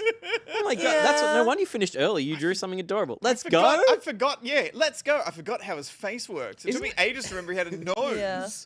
And, I mean- yeah. He's got kind of like That's his the catchphrase. hair is a bit more knuckles. I'm thinking. To be fair, he has got one thing right Oh, that no, I he did, is. which is I've always found Sonic's hair is like the Sydney Opera House. You're not sure which ones go forward and back, but you got them all back. So But look, I- but look, he's got spikes on his back. I forgot it because he's a hedgehog. I just gave him a little bit of hair. Yeah. And a pot belly. And a little. You got the cute tail and Ran stuff. out of space. I quite like that. I No, quite I like like that. it. There's a glove on one hand, not on the other. So That's Ruby. You know, and room for Sonic. improvement. Room for improvement. Ruby, please show us your Sonic. Okay. This way, this Just side, do it. other Just side. do it. He'll work it out. She flipped her hand around. Yeah, beautiful. Oh my god! Okay, you've done. I did exactly what everybody was thinking I was going to do. You get Yeah, to do you that did, Chad. once. You did. I'd Yep. love you to do it every one time. but one And who time. better to do it for than Sonic himself, the man who probably has the most furry art of all. Can we jump between mine and Ruby's like some kind of some kind of crack addict? Before, after meth. Kids don't do drugs. Not even once. I like him. Beautiful, He'd probably beautiful. just speed, actually. Chad We Hogg. actually have one more submission Oh, from the three of us. Oh, really? Yes! As a team effort? As a group effort. Amazing. okay. Group Please. effort. Which side is it? It's this side? That side there. We got this guy. Oh my god! Oh my god! Yes! So cute. That's fucking amazing. Oh my So god! this is all three of us did Based off this. the hair, that's definitely more Silver the Hedgehog. He's got a little love heart on his tum-tum. I'll give you props as well for he's just hit a spike and done the boing, and he does all the rings go. All the rings I on just everywhere. want to, Hate that feeling. for surprise and delight, I'm giving that to upstairs. Oh, Yeah, Upstairs that's takes fair. the first That's round. fair. Yeah. That's just delightful. Thank you very much. Please flip your pages if you're playing at home. Prep a new MS Paint canvas. Yeah, prep a new canvas because we're going to move on to round 2. Bajo, since you so accurately guessed the first one, you can tell me who the next character we're drawing is. It's going to be Zelda. It's not Zelda. You've never played a Zelda game. Come on, I play lots of let's Zelda be games. real. I mean, I was a Sega guy. You're a but still. Sega guy. You know, Zelda's you know the what else you are? princess. You know what else you are? You're a Dark Souls guy, and I want you to draw the Capra Demon. Oh, Can we get the timer started, Oh my please? God, We're drawing the Capra Demon of Dark Souls. oh, One of the original. dicks. They were all looking down. You're fine. Well done. We got away with it. We Did got you put away it with on that. screen? He put it on screen for just like a fraction of a second. Oh, I didn't see. But the Capra Demon is one of like the Sorry. early difficulty gates of the Dark Yeah, Souls a lot of people game. quit there. A lot of people put the game down there. The Capra Demon is the boss of the lower Undead Burg. You can get to him via the main street, past the undead assassins and undead Up dogs, the stairs, or by the left. shortcut in the aqueduct in Filing Shrine after you Yes. unlock it. Of course, you can go that way. This boss is highly susceptible to fire. I didn't know is that. he? Any variation of the firebomb or a charcoal pine resin-coated weapon is recommended. This particular boss is later found in packs in the Demon Ruins, where they can be farmed for souls and their weapon. They're not as hard there. They're not as hard there. They don't have as much health. I think they still do the damage output, though. Oh, maybe slightly less as well. You're so much that- more powerful than as well. So. Yeah, of course. Yeah. Not at PAX, not at Penny Can be Arcade found- Expo. PACKS. PAX. Groups of Capra Demons. Gus, do you remember this fight? I remember the fight. You remember everything but a very important detail about I can't remember about the his head. character. There is an exceptional drawing missing a head. But I've got the so I can't body. say- you've got 38 seconds, heaps of time. Okay. Steven, it's weird calling you Bajo. I don't know why. Why are you guys calling me I don't know. Steven? It's just you're Steven. Bajo. You remember the Capra Demon? I do remember. You the fought Capra that demon many times. Many times, yeah. Go up the stairs. Yep. Jump down, kill the dogs. You got up 19 the seconds. Are stairs, you done? Jump the down. Yeah. Kill Jump, the you dog. got to jump the down. Up the stairs. Yeah, it's all about the stairs. Scream. Yeah, of course, falling off the stairs, you do the extra damage. Ruby, have you played Dark Souls? No. So you're going to draw us a Chad demon? Nope. All right, I can't wait to see what we get over there. And I will say, it doesn't need to be accurate to win. It needs to impress me the most. This isn't going to win, I can tell you that much. This is a fucking travesty. Okay, pens down, please. Please, pens down. You heard the beep. What is going on here? It's not helping. None of that You always helps. go over time. But Pete's watching, so I'm like, None of that helps. what if I... Perfectionist. Magic. Yeah, That's there it. it That's is. the Capra Demon.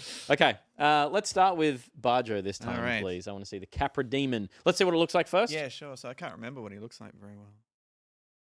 Fuck! Oh, I forgot about the weapons he has. Mm, Does he have a tail? Oh. He does have a tail. He does have a tail. Oh, Yep. I'm way off. Yep.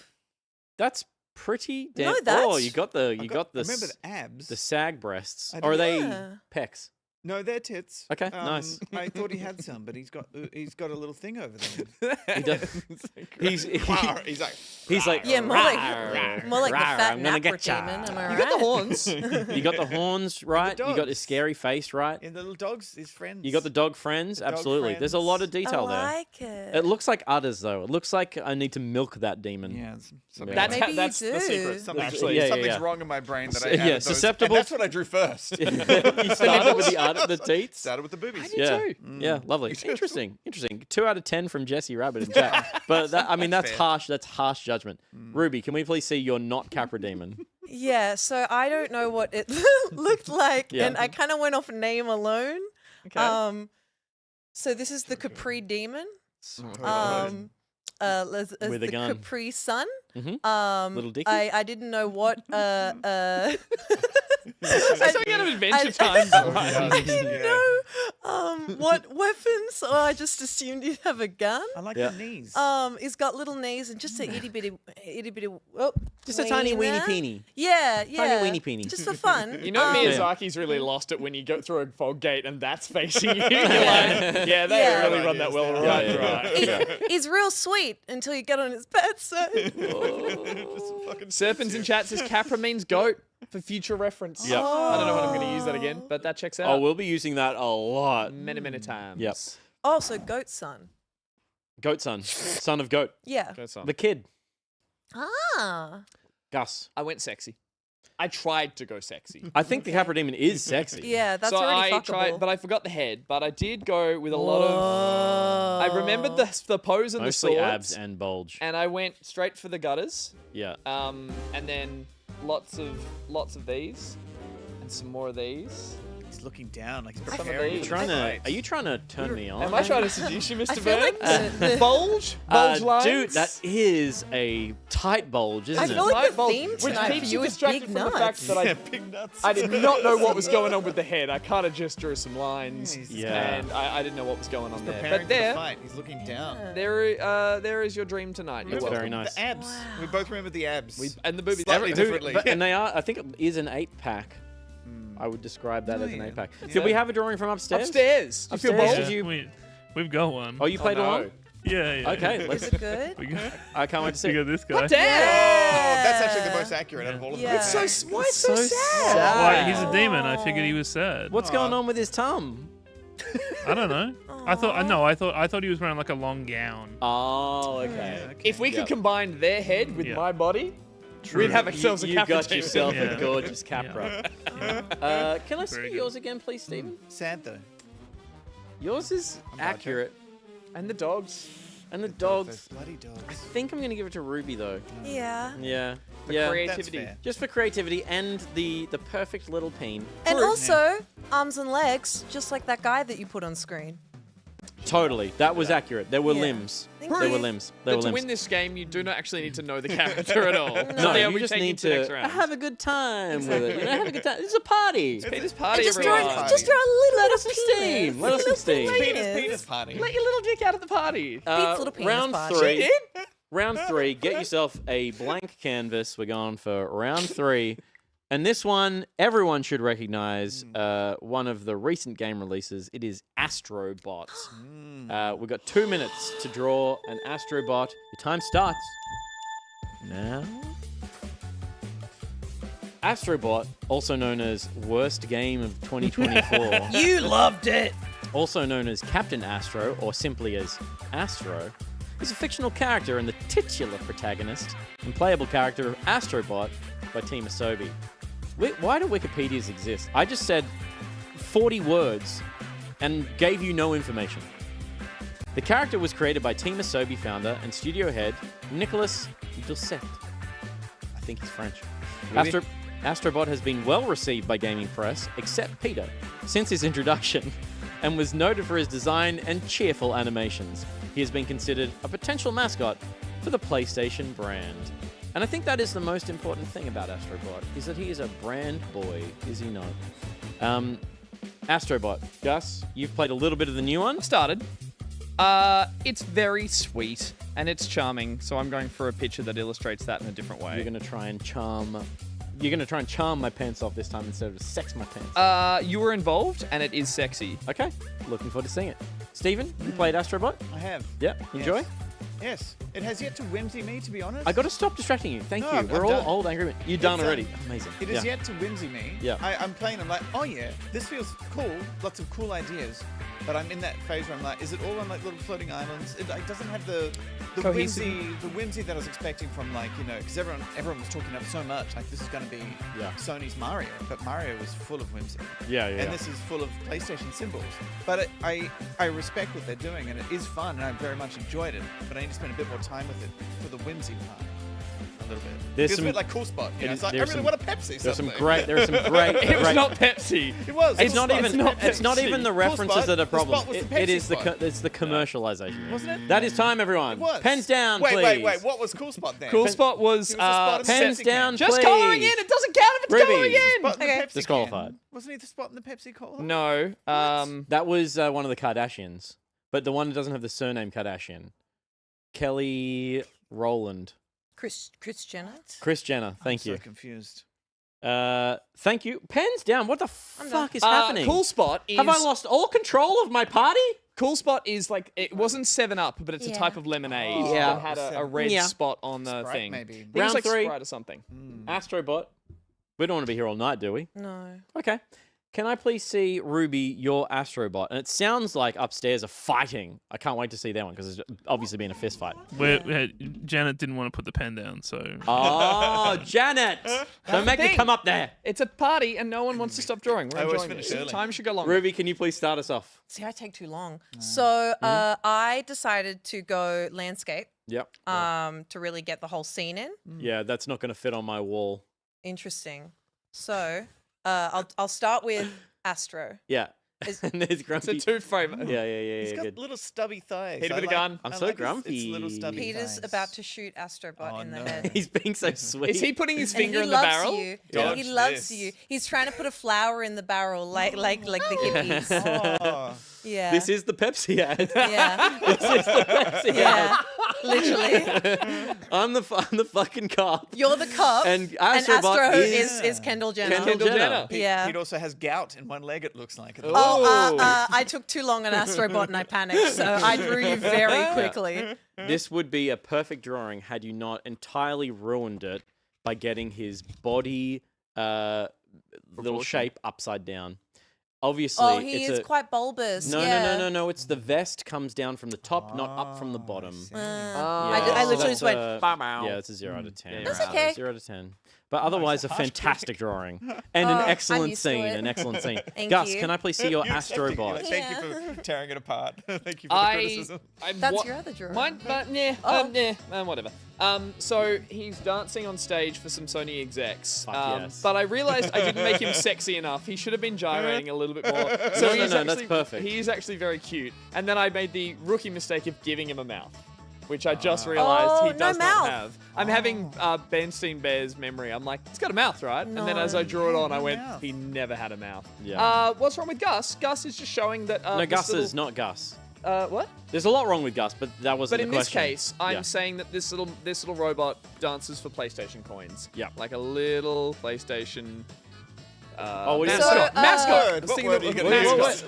Mascot. We're about to find out what's wrong with Gus. What's wrong with Gus? Let's hear. That's it. Pick a word. Mascot. Okay. Has no mouth and we Lovely. must scream. Stephen, can we please see your Bajo. Astro?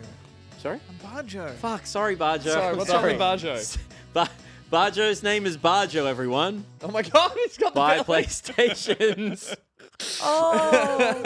I mean, yeah. Fucking, Look at that fucking There's nailed like it. so much that I love about Is this. that a headband or is that okay? That's a quotation mark, and the S didn't Oh. quite fit. so It's a speech bubble. it's a speech bubble. Sorry, yeah. Oh, also criminal mistake. Little mouth. That's not a Yeah, I mouth. know. That's the That's where you feed the money. That's where you feed the corporate schlong. I like that it's looking at its real life brother, like Yeah. shock and awe. It's just the original concept art. Scaled it Look, back. it's Can it we is. go back to Sonic and see this again? Because I'm getting some real. Yeah, the belly's very. Yeah. It's the same. Yeah. It's the same drawing. It's the same picture. Except considering Movie his Sonic. he looks kind of chody. I'm sorry. He does look chody. Yeah. He looks like kinda an chody. upside down hammer or a toilet or something. Yeah. I see what you're saying. Upstairs. I assume you played along and cheated again. Cheated? How? By drawing after. Oh, by the time? drawing too long? Yeah, By yeah, ruining maybe. the party for we'll everyone. have to see it, This love to one see it. actually is only Janet. Okay. Will and I didn't touch this one at all. I mean, okay, before you reveal it, that's excellent. Oh, That's damn. good. That's excellent. So cute. Look at them thighs. Look at Yeah. that circle action. That is Yeah. someone who goes, you know what, I can make this out of circle. I think Janet Drew, the version of Astrobot, had Media Molecule made the game. Yeah. There's a little bit of that got made in Dreams. Sackboy. There's Yeah. a little bit of Sackboy in there that's as well. Knack. Is there a Sackboy? That's Knack. That is Knack as well. Yeah. Oh yeah, made of floating. steroids. Floating. Is there a Sackboy in Astrobot? Yes. Spoilers? Yeah. Yeah. Of course there would be. It's not a level. It's just you find him. That's all of them. Because I'm a jaded prick, Everyone's and in there. Peter Dutton's in there as well. Everyone can be Peter unlocked. Dutton made He's in it. there. Yeah, your He mum's made in it to there. Potato. Astrobot. Your mum's Potato in himself. there. Mr. Yeah. Potato himself. Everyone's in there. Yeah. That's how we get global reach. We make references to Australian politicians. This one's Steven for me. Yeah, Hey. I'll pay This one's that. Steven I'll pay for that. me. I'll pay that. I Is it think 'cause it he's a bit captured. cheeky? He's like, ooh. I think it just sums up for me that this design could be anything because all it really is an ad for PlayStation Also- nonsense. So buy PlayStation. Let's just point out the last thing I did want to point out. It's not by PlayStation. It's multiple. It's multiple. Because you can now. You can get I a will Pro. say that Pro with the classic skin on, the retro Gray. skin, I Oh, kind it's of want really to buy good. that. Also, I thought it I said kind of buy want it. That's worth PlayStation 5. $1,200 to me. No, thought yours it's said by PlayStations. Oh, Where was that wow. last week But when we yeah. were shitting on Oh, it? I know. I ran out of room. Okay, this one, that's okay. I don't know why I put this one in here. It's because I knew Steven would. Look at tattoos later. Let's get Let's all get our Astrobot. Oh my god, yes. Wait, if That's someone the zooms new. in, Okay, that's the new grand Play that. prize. I'd like to see a photo. I'd like to see a Photoshop Oh, right show now off. of what it could look like, and In if it creative, works, please. I will put that on my. I'm not gonna make that promise, but thoughts? I'm a canvas. Paint on me. I have Peter. to draw you. Oh, okay. No, move on with the game. This could go to dark places. I don't want it to go there, but you got to follow your heart. Okay. Round 4, new canvas, please, everyone. Guns out for this. The Counter-Strike hostage. Oh Jesus. I will take Source over any of the others, but I just want to see a Counter-Strike hostage in whatever way you envision the Counter-Strike hostage to appear as. So the Counter-Strike Source hostage models and face maps are recycled Half-Life 2 Citizen models, both retail and beta. There you go. The first model reuses the face map of the cut character Samuel, modeled after former Looking Glass. I'm giving you so many clues here as to what they should look like. So listen up, because you'll all know what former Looking Glass Studios and Ion Storm developer Art Min looked like. And it was male model 5 in the Citizen list. So just I'll laugh it up upstairs. bring up We're the serious data. down Bring here. up the data bank of citizens from Half-Life in your head and draw number 5. The second model reuses the face map of Winston, modeled after former Valve employee Sandro Consi, model male number 6 in the Citizen list. And the third model, Gus, this will help you. Please. Reuses the face map of the cut character Captain Vance, modeled after basketball strength and conditioning coach What the fuck? Joe Cairo, male number 8 Oh, in of the course. Citizen list. And the fourth model, Stephen? He reuses Dr. Kleiner's beta face map, Court. Of course. So if you can gonna think of say. that, you got 30 seconds. I just want a quick answer from all of you. Ruby, have you played a Counter-Strike? Uh-huh. Of course. Gus, you played Counter-Strike. Stephen, you're a Counter-Strike fiend. So The everyone, hostages don't normally make it out alive. they when don't I make it play. out alive, do they? They don't. Hostage down. Hostage down. Hostage down. That was the start of every round of Counter-Strike. You got 5 seconds, everyone. 5 seconds before pens down. Before hostage down. Hostage down. Hostage down. Thank you very much. Hostage down upstairs, please. Pens down, hostage down. Thank you. We actually didn't do this one. We didn't do this one at all. We Yes, don't you really did. agree with Sad the about premise. it. You did. I weren't know you allowed. did. Can't wait to see it. We'll start with Gus again, please. Sure. Gus, show me your hostage. It's quite hard to draw a dead body. Why are they dead? Hostage down. Oh no, hostage is down. That's really Look at good. that. That's- Hostage God. down, but also It was an accident. a little It was an accident the whole time. hostage down. Hostage down. Because you guys were all cheeky. There's not blood when you kill a hostage, is there? bit, I think. No, not maybe. I haven't played Go, and I assume there would be less graphic in Go. You haven't played Counter-Strike Go? I've played a bit of Go, but not enough. Not enough. I think I've only played Go. I'm going to take the dead body off canvas now. Yeah. Please remove the dead body. They'll say things like, you're bad, just over again. And then I say, well, I'm going to not go to school tomorrow. And then they shut up. It's a pretty toxic community, but yeah, they're all kids. Stephen, can I please see your hostage? I'm actually firstly, I just started drawing the most generic person I could think of. Then it looked too much like me. But then I realized I've actually got a part of it right. Okay. Oh my God, the Samuel bit. No, it's the button. Hi. Over here. The buttons. The buttons. Yeah, you nailed the buttons. You nailed the buttons. Lovely. Samuel. Lovely. Can I just say I was in such a zone? I'm like, oh my God, and he remembered his name was Samuel. I forgot we could just listen to you talk the whole time. You haven't been listening to me talk? Not a single I've been saying the most interesting things. Tunnel in CS Italy. I'd shoot him. Oh, that is. It looks just like it. Draw a chicken. Yeah, that would have been dust. That would have made this a perfect piece. But you know, room for improvement is not nice. bad. Ruby, can I please see your hostage? I didn't know, so I just kind of improvise. Oh. Why do all your pictures look like my dreams? I am a hostage. Ouch. Yeah, I don't like it. Ouch. Yeah. Oh no. I didn't know. A game with I didn't real. I did what was true to my heart. Anyone who takes that poor thing hostage is worse than a terrorist. Shoot that Exactly. thing. Can we get an oh yeah in the channel? It looks a bit like the oh yeah guy. Yeah, if like out of the pot. Yeah, if like Cronenberg designed him. Yeah. It's in We're talking about the Red Cordial guy, right? Yeah. We're back to Red Cordial. You know when you see Thomas the Tank Engine, but like just the skin, like with the shell off, and those conceptual drawings. Of David Lynch's Hostage Kool-Aid down. guy. All right, let's see the drawing from upstairs that didn't happen, please. We actually didn't do one. Oh. What are you talking about? They started and they chickened out. Or are they? They've been looking up references. Or is the gag going to be that Will's being held hostage? That's right. Don't worry about that. Let's cancel it. All right, no, we're gonna get back to you with our hostage. I'll get back to you, I Barry. thought they were I'll get back just to you, going to Barry. show us a picture they Googled Yeah. of the hostage. Well, I gotta say, the one that took me back to Counter-Strike the most was Gus. Yeah. Thank you. Gus, a lovely tells a drawing. story. It was It is, really and there's good. like Yeah. there's some great. Yeah. There. You So put point out. a bit of a Metal Gear Solid spin on it with the exclamation mark as well. It was That's very true. exciting. Yeah. You run around as if you were killing hostages in that game, you'd be the terrorists, so you'd be those guys. Oh, I don't discriminate. Accidents I happen. kill them as counter-terrorists as well. Okay. Why not? Yeah. Hostage down, hostage down, hostage down. You can end the dangerous. round quicker if there's only one you rescue. Yeah. We should play Counter-Strike. We should. Yeah. Yeah. I just like to point out many people on the channel have said that I look like Ruby's drawing. And Which It's one? more how I feel. The hostage. The Oh. hostag. You don't look like that. You got arms. It is how I Yeah, feel. give us though. a side by side. You put arms on that thing, you got yourself a Bajo. It actually is not too dissimilar. I hate how accurate it is. That's not fair. I'm sorry. Damn it. They're right. Those crow's feet. Those They're really coming to bastards. get you. Yeah. Well, I'll tell you what, we're up to our last round. I And, think he's really pretty. and by golly, Yeah. Too. it's a 1-1-1-1 tie. It's 1 point to each of you so far, including upstairs. So, Compliments up for grabs. here comes the I need this. decider.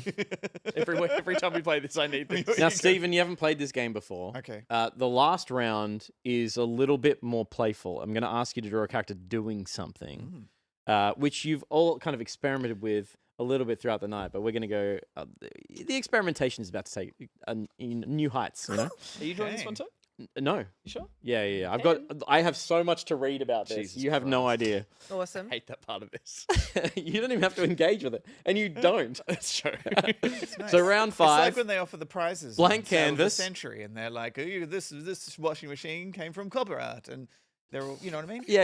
I just yeah. like being read to. Yeah. I haven't heard Yeah. Copper I absolutely Art will. in years. Peter, control your party. Round got Copper 5. Art burned on my Round butt. 5. Prepare your pens. Prepare your canvas. Is Isaac Clarke cutting a sandwich? Isaac Clarke is Dead Space guy for those playing at home. Yeah. Can we get the timer up, please? This is not a sandwich. It is a sandwich. I'm going to give you some sad lore about Isaac here. Born on the 5th of June, 2461, Isaac lived with his parents, award-winning ship architect Paul Clark of the Galactic Union Merchant Marine Corps, and his wife Octavia in the northeastern American seaboard sector. Oh my god. Isaac lived his life with his mother, as his father went on an extensive mission before he could even get to know him. Octavia suffered from loneliness due to Pool's absence and was recommended by a psychiatrist to get involved in the community, which led her to join Church of Unitology. Oh, my lord. In 2505, Octavia was admitted to a psychiatric center due to Pool's absence during his extended tours with the Marine Corps, causing her mental health to decline. Assigned to her was Dr. Nicole Brennan, who specialized in helping patients leave the Church of Unitology. During Octavia's therapy sessions, Isaac met Nicole, and the two began a romantic relationship. Sandwiches. Are we still on their parents? This is added from Will, and I thank you so much for this. Sandwiches are thought to be the namesake of John Montague. He was the 4th Earl of Sandwich, following the claim that he was the eponymous inventor of the sandwich. The only novel by Jane Austen containing the word sandwich is Mansfield Park. Oh my god. Amazing. Thank you, Will, for adding that. A delight. Now, Isaac Clarke, of course, famous for having cutting tools to kill the necromorphs of the Dead Space series, chopping off limbs. What would it look like for Isaac Clarke to cut a sandwich? That's the question that we're asking. That's the question we're asking on the show tonight. Let's see what the contestants are going to come up with. I think it'll be quite exciting. Quite exciting. Oh. Thank you. Gus is onto a winner here. We've got 10 seconds. Make your final touches, please. You've got 5 seconds. Upstairs, no cheating. No cheating upstairs. Some happy faces all around. That's the buzzer. I'll give you another 5 seconds because this is the final round. 3 seconds. 2 seconds. 1 second. Pens down, please. Or up. Or hostage down. Hostage down. Angus. Damn it, he took it. Fuck. Angus. All right. I had fun with this one. I assume upstairs played along with this one? No. Let's start with upstairs. No. Well, we didn't. I I'm I sorry, can show you the hostage now. You can't inject your... You've done the hostage now. Let's see your Yeah. hostage. Let's see the hostage. Go right to the source. Here he is right here. His name's Gabe Newell. He's being held hostage by someone. Amazing. Doesn't he look unhappy to be there? Jana That's a has hostage right there. That's a hostage situation. Jana has spent an evening... I should word this correctly. And An provide the evening correct... with Gabe. An evening with Gabe Newell. Yeah, and I couldn't go because I had the In a- flu. Do you in a remember, Janet? completely I was platonic so way. sick. I was so sad. I didn't get to meet him then. Yeah. But yeah, this must have been an E3. I remember he had to walk up a lot of stairs, and then he needed a big sit down. and I managed to sit down with him. And get He said, a I'm going photo. to put a... We have another one here of you holding someone else hostage as well. Or maybe someone holding you hostage. Mr. Boone. This was when he started shaving his monobrow. I remember there was one year where he didn't shave it, and then suddenly he had 2 eyebrows. And I was like, own your monobrow. They're so far apart as well. Like, they're too far apart Once you there. start, like, you just Quite keep a chasm. going. He didn't know where to stop. Yeah. Because it's a thick slug. It was. Yeah. He actually hit me here too. Like he actually, we had a fight. Yeah? Yeah. You'd win. Did you win? We had a friendship at the end. Oh. But someone still wins. Oh, after a stop fight. drawing, you bastard. He found another pen. Sorry. The winner was friendship. Oh, shut up. That's so Show me your drawing, please, Stephen. Okay, so I got a bit. Oi, how do you have so many pens? I got a bit caught up with the sandwich part, Yep. and then I ran out of time to draw Isaac. Yep. And so I made a mistake with Isaac, and it was very rushed. That's. Oh my god, he's murdering a bug snacks? Oh. So Yeah.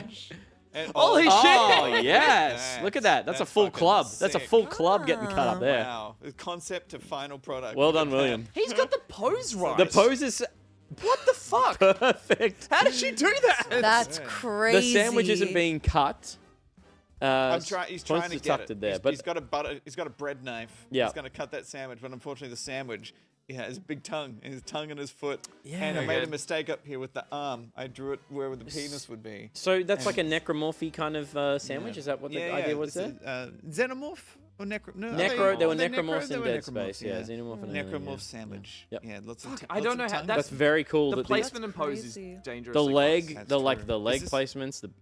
That's Yeah. pretty. God, it was such a great game. Yeah. I really liked the third one too, which was co-op. But not many people seem to like that one. But Snow one? Yeah, starts in the really snow, cool. starts in Gives the me snow. motion sick now playing Dead Space. Anyway, moving on. I would love to play Dead Space The 3 camera with you. swings Ruby, around. can I please see your Isaac Clarke cutting a sandwich? Yeah.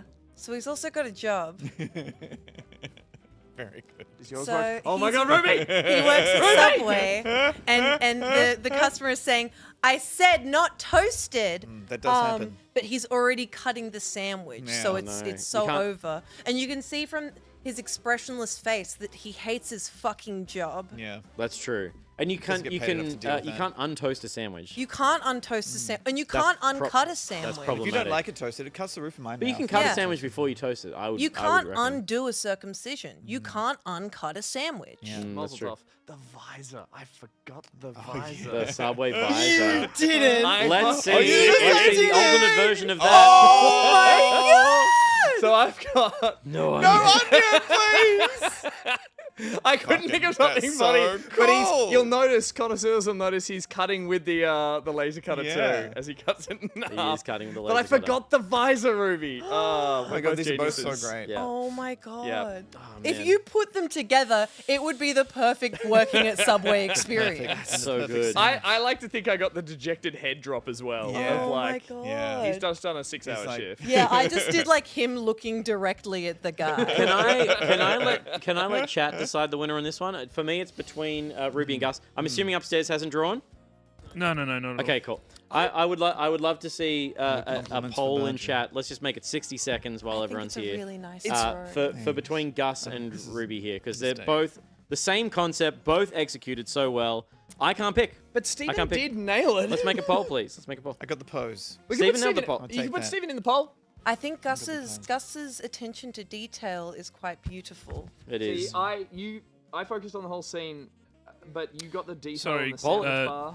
Actually, Genesis supplied us with another hostage photo. Okay, let's see the hostage Smart. photo. Well, we've got the poll We got up. another one right here. Oh, my Oh, word! right. The king of handball himself. Kevin07. My word. What was he doing? Oh my God. I He was guess there with this is the he launch of ABC3. ABC3 launch. Was he Yeah, prime minister he at that came. point?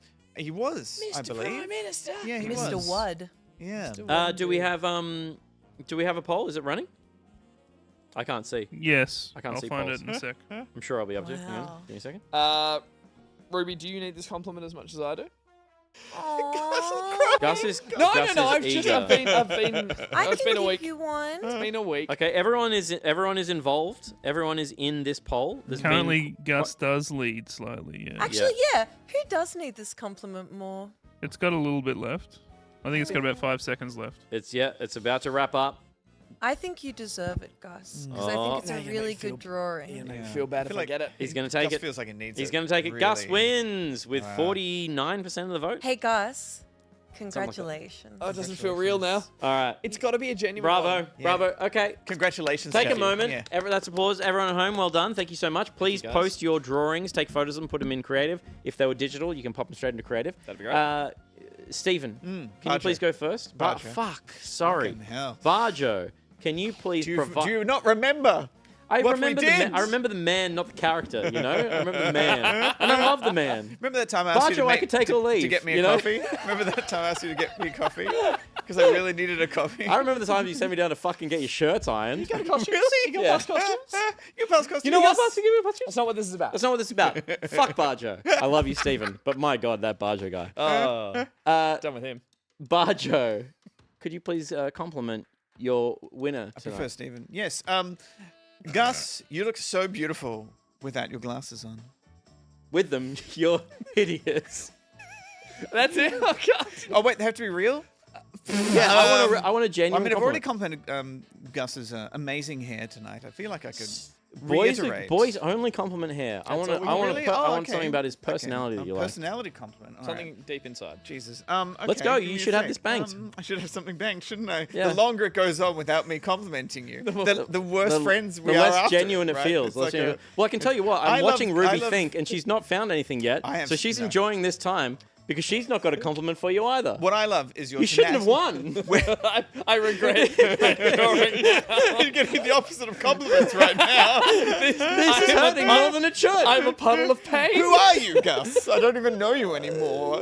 Bajo, Okay, please, yeah. So I would say, I love your tenacity when you love something. You don't know what that means. Ruby. No, That's great. no, That's no, great. I That's haven't. great. That's no, great. That's great. because when you love something, you love it so much, and you want everyone to know why you love it. Okay, so the third film in the Hangover trilogy. That's enough about the Hangover. Even if we don't want to It's hear enough about about it. Ruby, a compliment for Gus, please.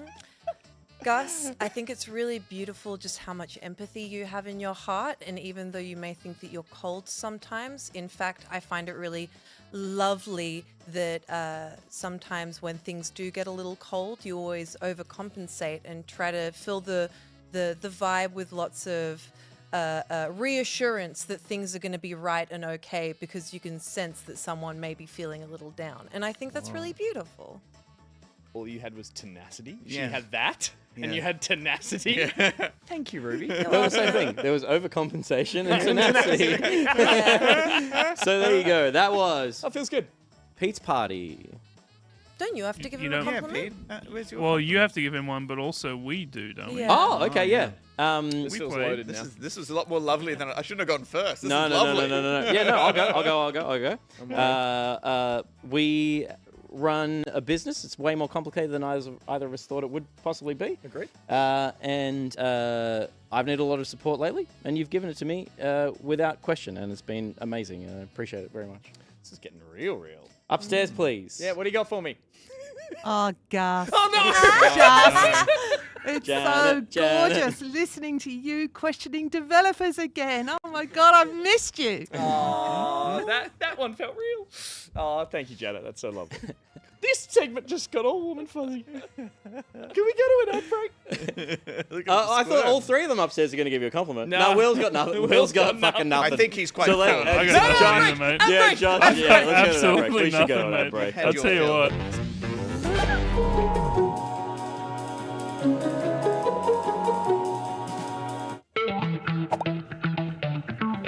It's Monday. Sure, you could go to work, but what if you played one of the many bangers on this week's game plan instead? I'll write a sick note to your boss. Frostpunk 2 is set 30 years after the original and tasks you with building and managing a city during a catastrophic worldwide volcanic winter. It's actually summer here, we're fine. The storybook adventure, The Plucky Squire, has you jumping between 2D and 3D realms to save your friends and the world, but your friends first. Friendship always comes first. Dead Rising is back with a deluxe remaster which brings the 2006 Zombie Fest into the modern age with gory graphics, auto-saving, and full voice acting. What? I've been performed by James L. Jones. Rest in peace. Starstruck Hands of Time is a story-rich adventure game. You either control a giant hand destroying the mini-town or the two guitarist kids that live in that town. And you can play with a Guitar Hero controller if you've still got one of those lying around. And finally, Copycat follows an adopted shelter cat who has a new life stolen by a jealous and identical stray. That is your week sorted, but also your boss did call me and I had to admit that I'm not actually a doctor, and so you do have a one-on-one with them tomorrow. Good luck.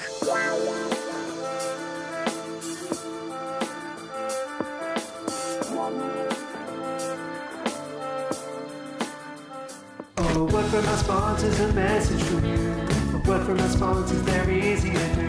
They're fun and informative, flexible too. So send in your word today. Look, the Back Pocket team need more words from our sponsors, so just do a sequel.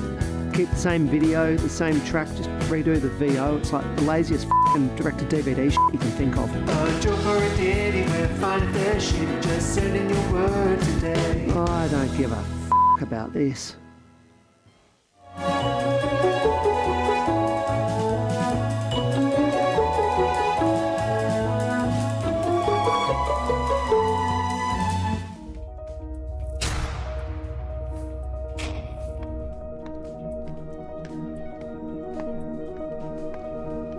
History is filled with almosts.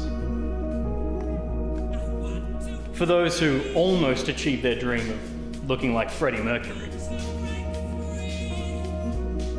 Who almost got their name pronounced correctly, but not quite. All right, we got a question here from Toxichalk. Toxahog. No, it's Hog, remember? But then there are those who steal their nerve, put on their fishnets, and utter the 6 simple words which have been whispered by the intrepid since the time of the Romans. My twin is my worm wang.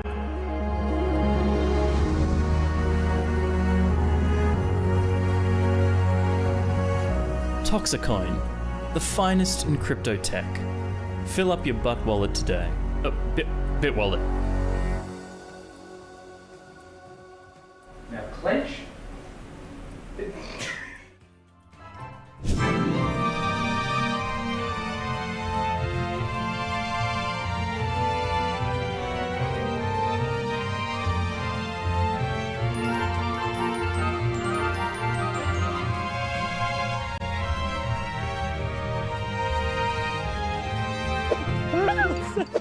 Welcome back. We heard from Muso for Hire, who gave us a sequel to his old word from sponsor, asking you to make a sequel of your old word from sponsor, or perhaps make a new one. Perhaps. It'd be nice.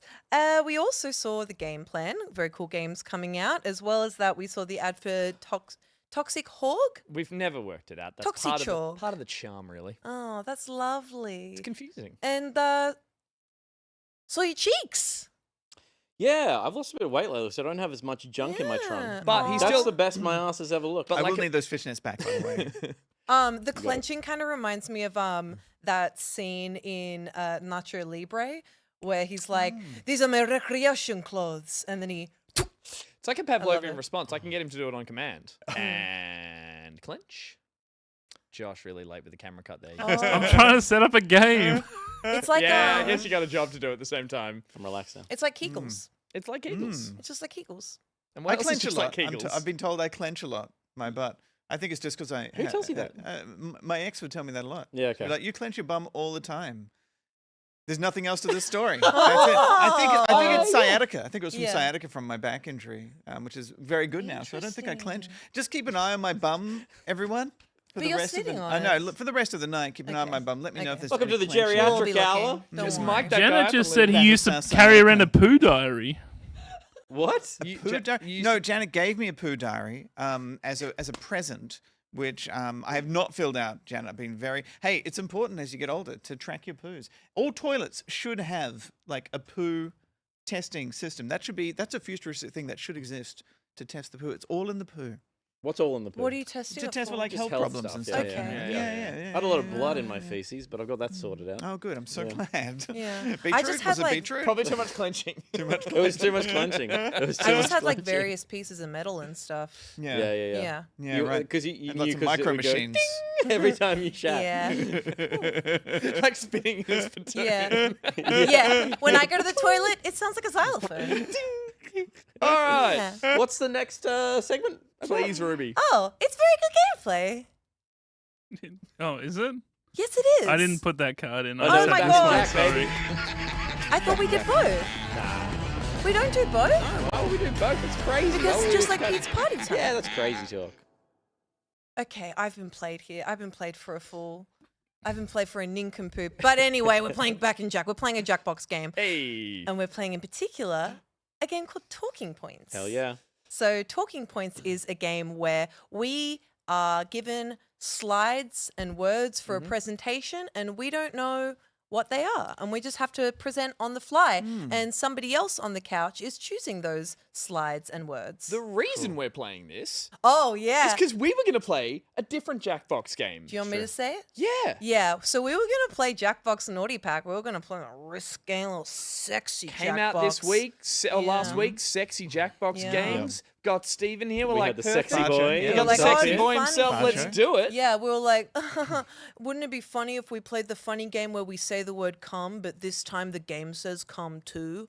Well, it wasn't funny. And it wasn't fun either. Really? It's a damn shame. Yeah. It's not good. It's not good. Turns Why? out the moral of the story is it's funnier when your friends say come than when the game does. It's funny to put the rude stuff in the sensible game Right. than the game trying to be rude. Not to mention, it's overpriced. There's only 3 games in it, and 2 of them are reworks of previous games. Right. Yeah. And the one that's new didn't really work. Sorry to just absolutely shit on it, but we test played them and they were not fun. And we're like, you know what was fun? This one. Okay. So we're going to play this one. Sure. I mean, we can still put cum in this somehow, I'm sure. I expect us to. You can if put as much anything. cum in this as you want. Okay, great. I intend It's to. legal. But the thing is it was a bit of a bummer just how bad it was. But I think it made sense because, like, I feel like it's very, very hard for a game to get dirty humor right. Yeah. I mean, like, Especially because our idea of dirty humor is different to like the US idea of dirty humor, that's right? Exactly Like that's a big part of it. Americans get dirty humor kind of wrong. Like, it just feels, Hey. I don't know. Okay, everyone, we're putting in room codes. Take your photo. I've got to take a photo. Okay. Yeah. Content. I don't know if it's going to work. Oh. Did it? Yeah, it did. Why am I the VIP? We'll find out soon. Mine didn't work. Because you were the first one Give to a get it second. all It'll done. do it. Just give it a Yeah, moment see it to update. Mine upload. updated as well. All right. I kind of forgot. Yeah, no, it was very much like a bit of a bummer because we were keen to give them a go, and then they just Totally, and like those adult humor games work pretty well. You know, Cards Against Humanity and stuff. They're the ones that don't shy away from it. Have had proven success. But it had a really weird thing, pardon me, of the game, like it was either not crude at all and just kind of like weird, or it was really, really They horny. had some weird stuff that were like, it was like. I really want to play it now. The way The way you described it, we should be playing that right now. Nah, it wasn't fun. I'm trying to start the game. Yeah. Is everyone ready? Yeah, ready? I think so. I've got. I think everyone's ready. I'm hitting ready. I'm hitting go. Yeah, let's Am go. I ready?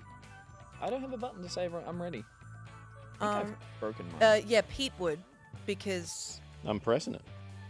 Connected? I've enjoyed these Jackbox games, but I don't play them anymore because the voiceover is so intense. I hate it. And they don't It's work. like it's it to ruins me my feels brain. like when you're watching a Nintendo Direct that's Yeah, not yeah. hosted by anybody from Nintendo, as in Yeah. instead that just like American voice, and they talk about the game like as soon as you they've left, seen it for the that first started. time Yeah, while I know they're exactly. watching. That's a Will you perfect get back in? I know what you mean. Can you get back in? We have here. Uh, Didn't I see you at Talk Do you want me to restart? Well, I think it might be working. I think it might be working. I is think everyone we're just okay. looking at that? First, you're going to create original Yep. speech Yeah. titles for each other. Did you switch over, Pete? I'm You back. wanted? Create 3 titles. I haven't switched over. Oh, I can do it. On for your me, yeah. devices, finish the 3 speech titles you've been given.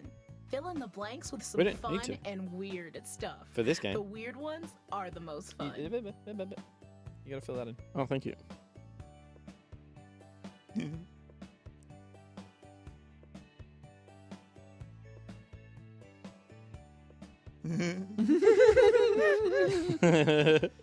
This is what this game becomes. It's just everyone on phones. A bunch of people on phones giggling, and I feel the dead air.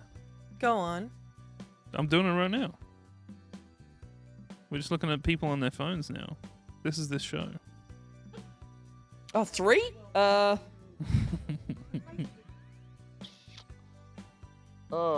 Can you skip? No.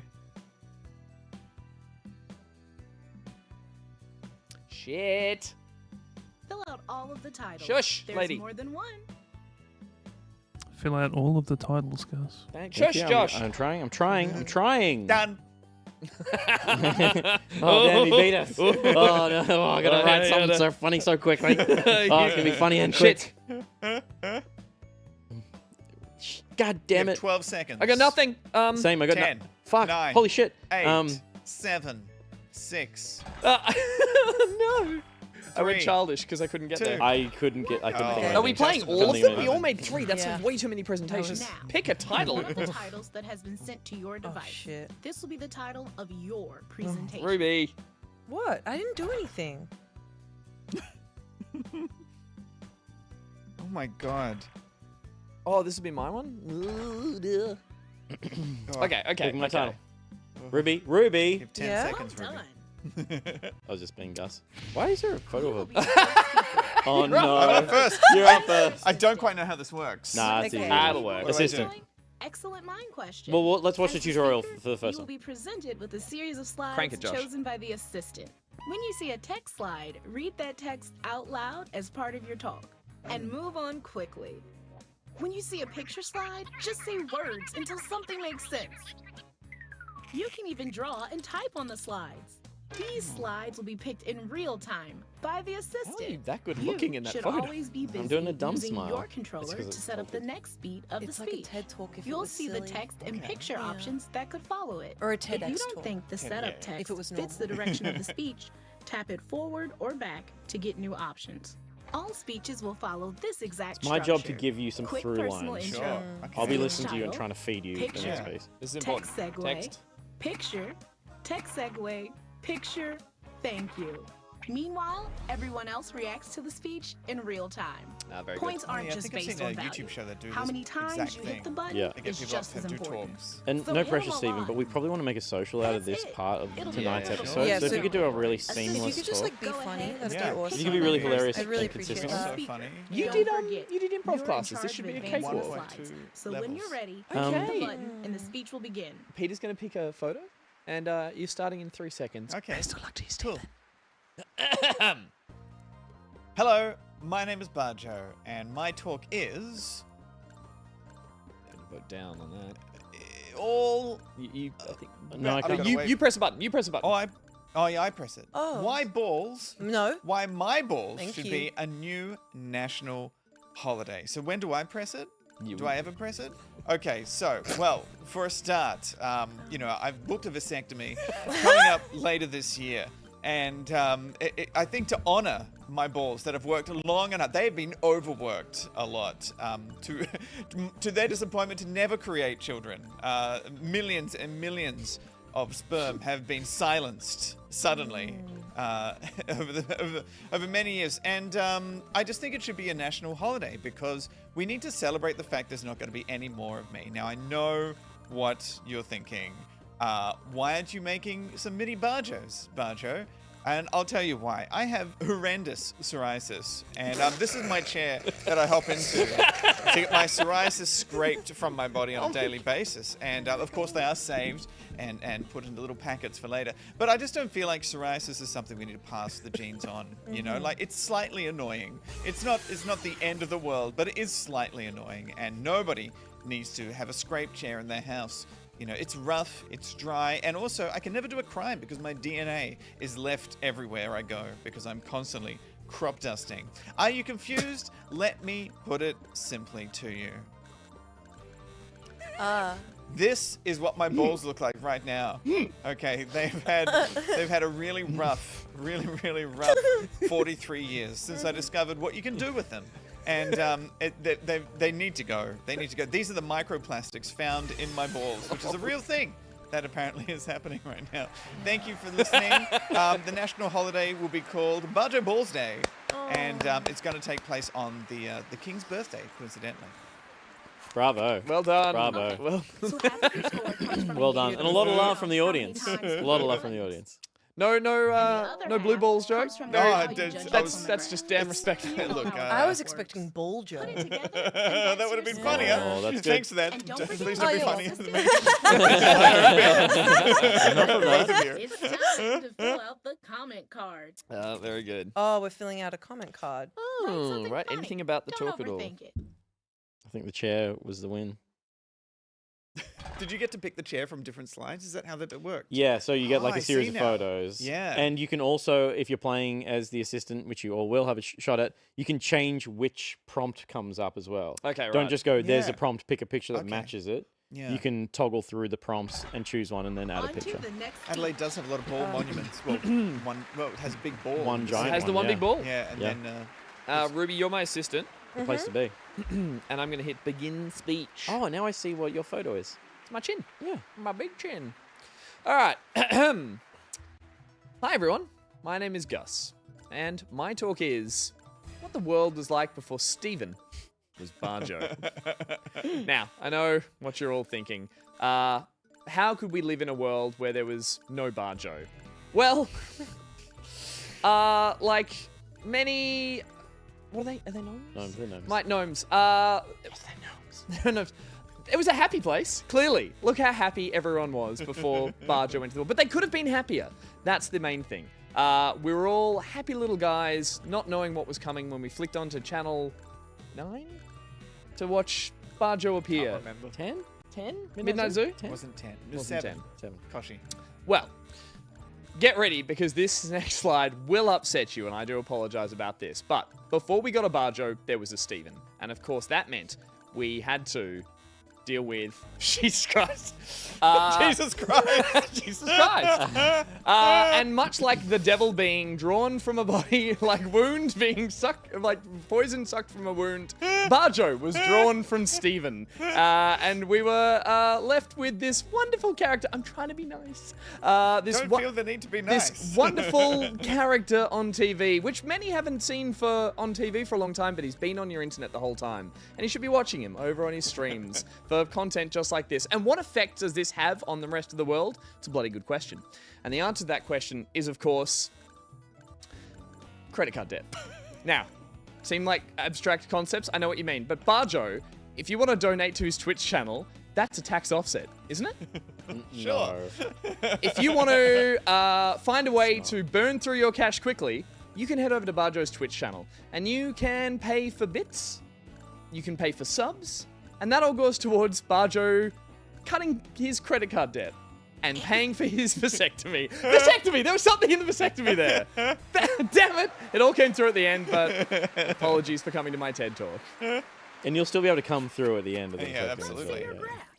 Just dust though, right? I wanted to be nice. I'm so sorry. I actually chose a different photo for that last one. It was a man chopping wood, but The things I could have done I with know, that. I'm so With sorry. comedy gold. Think of the wood. It glitched. Think of the wood. Won't anybody think of the wood? I also it got confused. I was like, which one's Stephen and which one's Bajo? Yeah. Nobody calls me Stephen. I've been called Stephen more today than in the last 7 years. Really? I think No of you one as calls Stephen. me. That's No how one we calls me. that's how we talk about you. I don't know why it's changed. Because you guys don't go by your Yeah, gaming that's names true. anymore. Yeah, So no one you calls me assume I do. Pierreth. I Don't never had a assume me. gaming I do. name. Apologies. Never had a gaming name? No. Never ever? I was always What would you put Ruby. in? Just Ruby. RUBEE. Ah, Or okay. Ru Bemo. Ruby. Like Bemo from Stephen. Adventure Time. You're Oh, gonna me? be great. Oh, God. All right. Okay. Oh, me? Oh, Stephen, my? your assistant? Oh, me? And I. I think you can hit go when you're ready. Oh, Hello. My name is Ruby, and my talk is... Oh, crap. I forgot to wash my anus. So, picture this. You're on the phone, and someone's died next to you, and you're probably wondering, why is this bitch dead? But it turns out it's because you forgot to wash your anus. Now, before we continue, I have to get one thing off my chest. I'm so sorry. You have to understand that washing your anus is harder than fighting a chicken while you are the chef and the chicken's alive, but it's also dead. the points go up. Because in reality, you're here and your ass is all the way over there. So how on earth would you be able to do it? To sum it up in simple terms, trying to wash your anus is kind of like being behind the wheel when you're already dead and you're on your phone.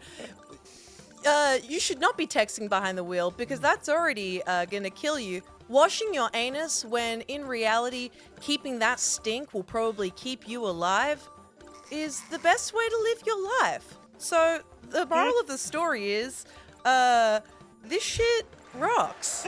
Thank you. What? The photos. My word. There was some. They were the best, Yeah, the they most were relevant ones. really good. They were really, really good. Relevant. I love the office one where there's just some legs in That there. was perfect. Yeah, That was no, awesome. it was That absolutely very good. perfect. Very I'm a good. big fan of bidets. Oh my god, I love a bidet. Yeah, I I get go to. nuts Say for it. what? Say The it joy in of someone comments. going through stock footage, or stock images, and going, yeah, that'll work. Throw it in. Throw it in. Oh, right. Anything It's about the got a new talk? bidet. It's got two settings, my new bidet. It's got one for the butthole and one for feminine hygiene. But I do that one by accident sometimes. Sure do. Blast Yeah. my testicles. Yeah, okay. Oh. Yeah. It's scary when it Maybe you don't happens. need They a shoot vasectomy. up inside you. They're probably I learned already that that's dulled. a thing that can happen. They can go up there. You're gonna like, oh, get back here, Get back you. out here. Give a You're little crazy. Get back here. All right, Gus, you support me. Oh, okay. Now you get back here. Final speech of the night. Let's go. Hello, my name is Peter, and my talk is how I became best friends with my ringworm. Now, as Randy Newman put it, you've got a friend in me, and my God, did I have a friend in me. Oh my God, this is Black Mirror. Look at this. And it wasn't until I found What if your myself phone was trying to suck losing you? myself into social media and getting attached to my handset that I realized I was spending so much time thinking about what was going on in here and not what was going on down here behind, which is where my new friend was. I'm going to share a controversial opinion with you. That's rare. This is a photo of my ringworm. The rest of the graph is irrelevant, that rat, not sure what it is, but you can see the beauty of my ringworm here. What it's missing is the detail of the smile. And you know, it's the smile that brings friends together, isn't it? It's it is the portal into the soul is the smile. So what did I learn from all of this, my smiling ringworm that lives inside of me? I learned that ringworms, while they're sociable with humans, need other ringworms to communicate with as well. And going to the dog park and meeting other ringworms inside other animals, I myself am not a dog, obviously, meant that my ringworm had more friends, and our friendship felt special amongst those friendships that the ringworm had. And I'm proud of that. Thank you. I love a train crash of a finish. Thank you. It was like a child trying to explain a dream at the end. and then I walked to the shop. He leaned over and goes, "I got your dogs." I'm like, I don't know what to do with the dogs. I don't know what to do with the dogs. It's coming up. Don't worry, buddy. I got you some dogs. Ringworms come from dogs and cats. I think if a ringworm is actually not a worm, it's just a fungal rash. thing. No, But you can get it from pets. Oh, And so I was like, I didn't know that part. that's why I was like, I Yeah, got I you never some had dogs. Like, you got this in the bag. Take it home, baby. Gus, you Glorious. assisted pretty well. I'll give you I a smiley tried. face. I tried. I'll give you a smiley face for that. I try to support you in both slideshow form. Wow. Hey! Nice, Bajo. Taking it home. Guest of the evening. Lovely. Oh, name Come of the up with award a you will funny give name out. for the big award you'll give out at the end.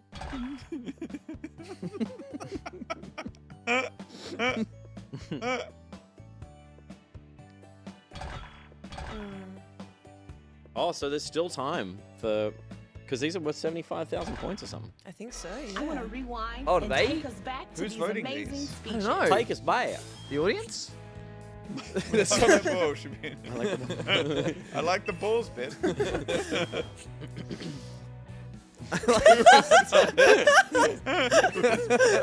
Kind of stings. That was my prompt, and I felt good about A butt root. He's a fucking dog. We got I'm it on not the a board. dog. I even said in my speech, I'm not a dog. That's how you know I'm not one. All right, awards. So do we give out the Each of awards you that we've I think we made? do. I one think we... last Oh, big maybe... award to give out, and that includes the audience. Oh, we get audience votes? All right.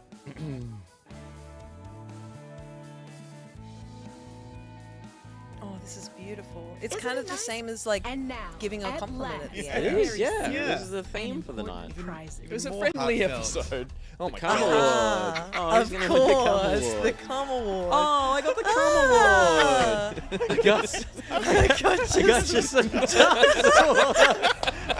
The Gooner's Choice Award. Goes to Bajo. thank you. Very Oh, nice. good stuff. And the Smelly Ace Oh, I've got this in the bag. It's gonna go to Yes! It was all worth it. The massive flushing Is that the award. This is the audience? audience, Yes! Hey, Nice. well Very done. nice. Nothing for Gus. Hey, that tipped you over the edge. Yeah! Oh, Let's go! very nicely done. Bloody good job. Oh, Nice. all the Good. itching was You guys worth all it. Pipped me at the end. All right. There you go. Aw. That was actually quite fun. I enjoyed Yeah. that. That's It a works fun well. game. Yeah. It's quite delightful, isn't it? Yeah. Is this one got Quiplash? Doesn't Number does it? 7. Yeah. Me no. Nah, okay. That was really fun. I do love talking points. feel I like do too. Yeah. I very much Yeah. do too, but I do love Quiplash. You like Whiplash? Quiplash. Oh, He's a you like Quiplash man. Quiplash? He's a Quiplash man. That's fine. That's fine. It's okay. Well, I mean, I really liked that, and I really liked what we did tonight, and that was Back in Jack. Huh? And it wasn't very good gameplay, but it was very good gameplay. But it was good. No, I do love talking points. It requires you to think on the spot, improv even. Yeah. We're pretty good at that. I think we're good. I think we're quick thinkers. Got you some dogs. I got you some dogs. That's the comment of the night. I think. Fuck, that is so funny. I like how. No, it's me. I Okay, was good. working on our timing. I was like, Yeah. I'm just going to very subtly slide up the pad here and be like, Well hey, played. everyone. It pretty much takes us to the end of the show. Thank you for coming along on a Friday. We know this is a little bit different, but we had a special guest and we wanted to make sure it was accommodating. Got to get down. Stephen, Friday. Bajo, if you will, did you feel accommodated? I do feel accommodated. I'm so glad I was able to be here and do this. Thank you for having me. It's been a damn delight. No. And a joy and a thrill. Tenacity. It's been tenacious. It's been tenacious indeed. It has been a tenacious Heartwarming. It has been. It's been a little bit different, again, during the Friday, and it's going to be different the way that we are not going to run through into a post show tonight. Apologies. We'll make it up to you another way. Will was your post show yesterday. Yeah, Will did the post show. He streamed yesterday doing a bit of Fortnite. So thank you to both Will and I believe Josh. Did you join as well? Absolutely not. Oh. Well, Some good. friend. Some friend indeed. Wow. Well, Will, thank you for keeping the channel warm on a Thursday, and thank you guys for joining us tonight. As we said, there won't be a post show, but there will be a stream on Monday, I believe. Is that still planned for? Ruby is up. For Ruby. me, yeah. And I am doing a stream that I like to call Ruby Learn of Legends, where I learn how to play League of Legends featuring Josh. You're really that one sank at the finish. It's honestly not worth watching. I get to hang out with my friend Josh, who I love. Yeah, and it's gonna make me hate League of Legends even more. Yeah. I've never seen anyone play either Dota or League of Legends and go, I love and enjoy this experience. Yeah. Look, if I have such a bad time. It's not about joy. It's about domination. Yeah. If I have such a bad time, it might end up just turning into a Dress to Impress stream to make myself love feel doing better. that in Roblox. However, Yep. I'm going to start with League of Legends, and if I get to any point where I get a little bit upset, we're turning the game off. and Rather I'm than playing Dress to Impress, can I suggest that instead of that, you log into Josh's account and then look at all of the cosmetics that he's purchased in the game? Yes, How much he's have you bought spent? everything. We don't. We don't need No, come to- on, Josh. How Come much on, have you Josh. spent? What are we talking? the cosmetics that Josh has purchased. Oh, I Get some feel little like we hats. already pulled him on here and made him show his whole Star Spaceship City thing? Sussy. Oh, that so I don't little- want to. yeah, We never yeah. saw that though, did we? No, we never saw that working. No, we never did see that game work. But we maybe- heard about it, so did. I don't want to. Yeah.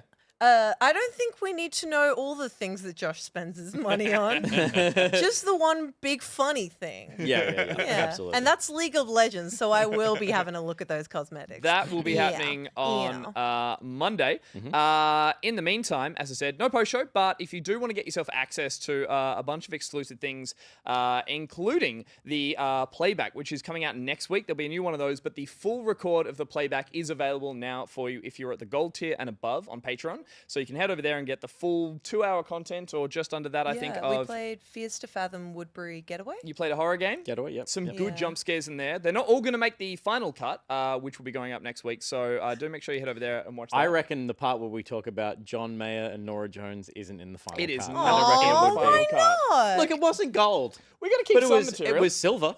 And It's it's all right. worth being on the gold tier at Patreon to get some silver tier content. I will say it was very funny sitting upstairs while Ken's did the edit. Yep. And she got jump scared by me By your screaming scream. at that That's jump why I scare. screamed. I screamed at your scream. Yeah. I mean, it was also just a jump I scare. got but- really scared. It was a good game.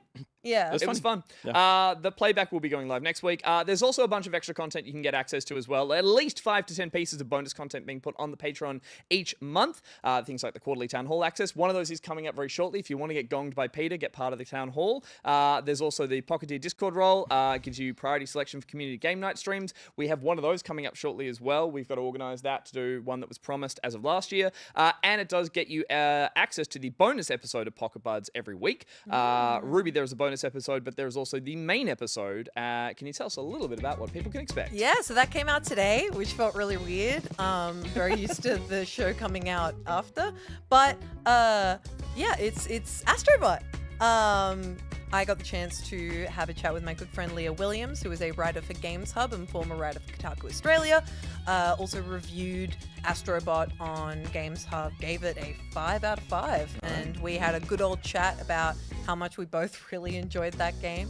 So that's the main episode. And then Rating Tech Demos is the bonus episode where we talk about the tech demos of gaming's past, including, one you might know about a little boy who is your friend and he lives in your TV, and you talk to him through your Xbox Connect. Fuck yeah, Milo. Milo. My little boy. Oh, rest in Because peace, everybody Milo. wanted to be friends with a little boy. Everyone wanted a little stripy shirt boy that was their friend down by the your pond. friend, Did you know about our first Good Game World exclusive was about Milo? Get out. You guys know this? Really? So, because Peter Molyneux was saying Milo is going to be this huge thing. It's going to come out. It's I've gonna got a be this little boy great for you. game. I've got this, this crazy experience you can experience. And then we were talking to some random Xbox kind of dude, like upper level dude. Yeah. And we said, so yeah, Milo's is it actually going to be a game that comes out? And he goes, oh no, it's not a game that we intend to bring to market. And then everyone got very upset when we just casually threw that in the episode. And that was like that was one of our first, or I just That was remember one of the first It was the first time things that Microsoft gave created us a an angry phone stink. call. I Yeah. think, That was the first indie Hey, ever they launched. said it. I think he got totally. in a lot of trouble. Yeah, I bet he did. But it was the truth. We revealed the truth. And that's what journalism is all about. That's what Peter And the Molyneux four brings of us premier journalists here sitting on the couches tonight, that's what we strive for. Yeah. That's what we live and breathe. To journal? Yeah, I'm constantly journaling. I journal all the time. Oh, the tenacity of your journalism, Peter, I tell you I what. cannot be stopped. I will not be stopped. Show has to stop, though, because okay. that is pretty much it. Before we do, Gus. Yes, Josh. I will just say, please go check out the drawings from everyone in the creative channel. I was gonna we would ask. normally show some creative. Totally. I'm just going to show Jazzle's. Please. Oh, their hook us up. Their thing. Pick So, a favorite and tell everyone else they suck. We had Sonic first. Love it. Love it. That's Sonic. We had Astro Bot. Oh, he kind of looks like the I don't know where the prince demon from was. Maybe I'm Katamari. missing the demon. yeah. We have the hostage. Which Oh my is my God. personal Oh, favorite. Jesus. Oh, no. Oh, not as Yeah. cute. Yeah, that's a worry. Yeah. And finally, we have the sandwich. Because Isaac's They out had of no his idea, suit. yeah. That's Yeah. perfectly fine. That's normal. That Why makes wouldn't sense. he be Yeah. when he's making a sandwich? Looks like Yeah. something straight out of Plucky Squire. It does. It does. Thank you, Jazzles. And yeah, check out the rest of the creative. There's some stellar art Mm. in there right now. Amazing. I think people forget that Isaac Clarke, under all the armor, he is just some guy. He's just a dude. Well, at the you end of the see his day. face Yeah. often in the games. Yeah. and Yeah. He's a pretty He's just ugly kind of dude. like a dude. He's a pretty ugly Oh, dude. he's ugly He's and not he's ugly, gross. he's just he a makes bit like me throw up. He's got a helmet that does this to his face Yeah. all the time. So when he takes it off, he's like, oh. I think he carries around a photo of his wife, like his wife that went missing or died. She like talks in his head all the Yeah, time. and And that- stuff. You know all games that look at photos of dead wives or many. children, don't you? Yeah. That, Dead there's wife that, games. Sophia that in Gears of War 2. one. There it is. Sophia. In the future, there's not going to be paper. It annoys me. What? That feels like a good note to end on. No, I was milking that. I was going to say where that went. Oh, more paper. No, that was it. Oh, okay. Yeah, that's Stephen, I've said it before, but I'll say it again. Thank you so much for jumping on the show. For Bajo. anyone who Bajo's, It was so nice to be on an episode with you. Yeah, 'cause likewise. We weren't on Yeah. last time. for anyone who doesn't already follow you on Twitch, it'd be weird if they were here watching us but hadn't watched you. But where can they find you? Bajo, twitch.tv/Bajo. And I will be back on Thursday or Friday. Thursday next week.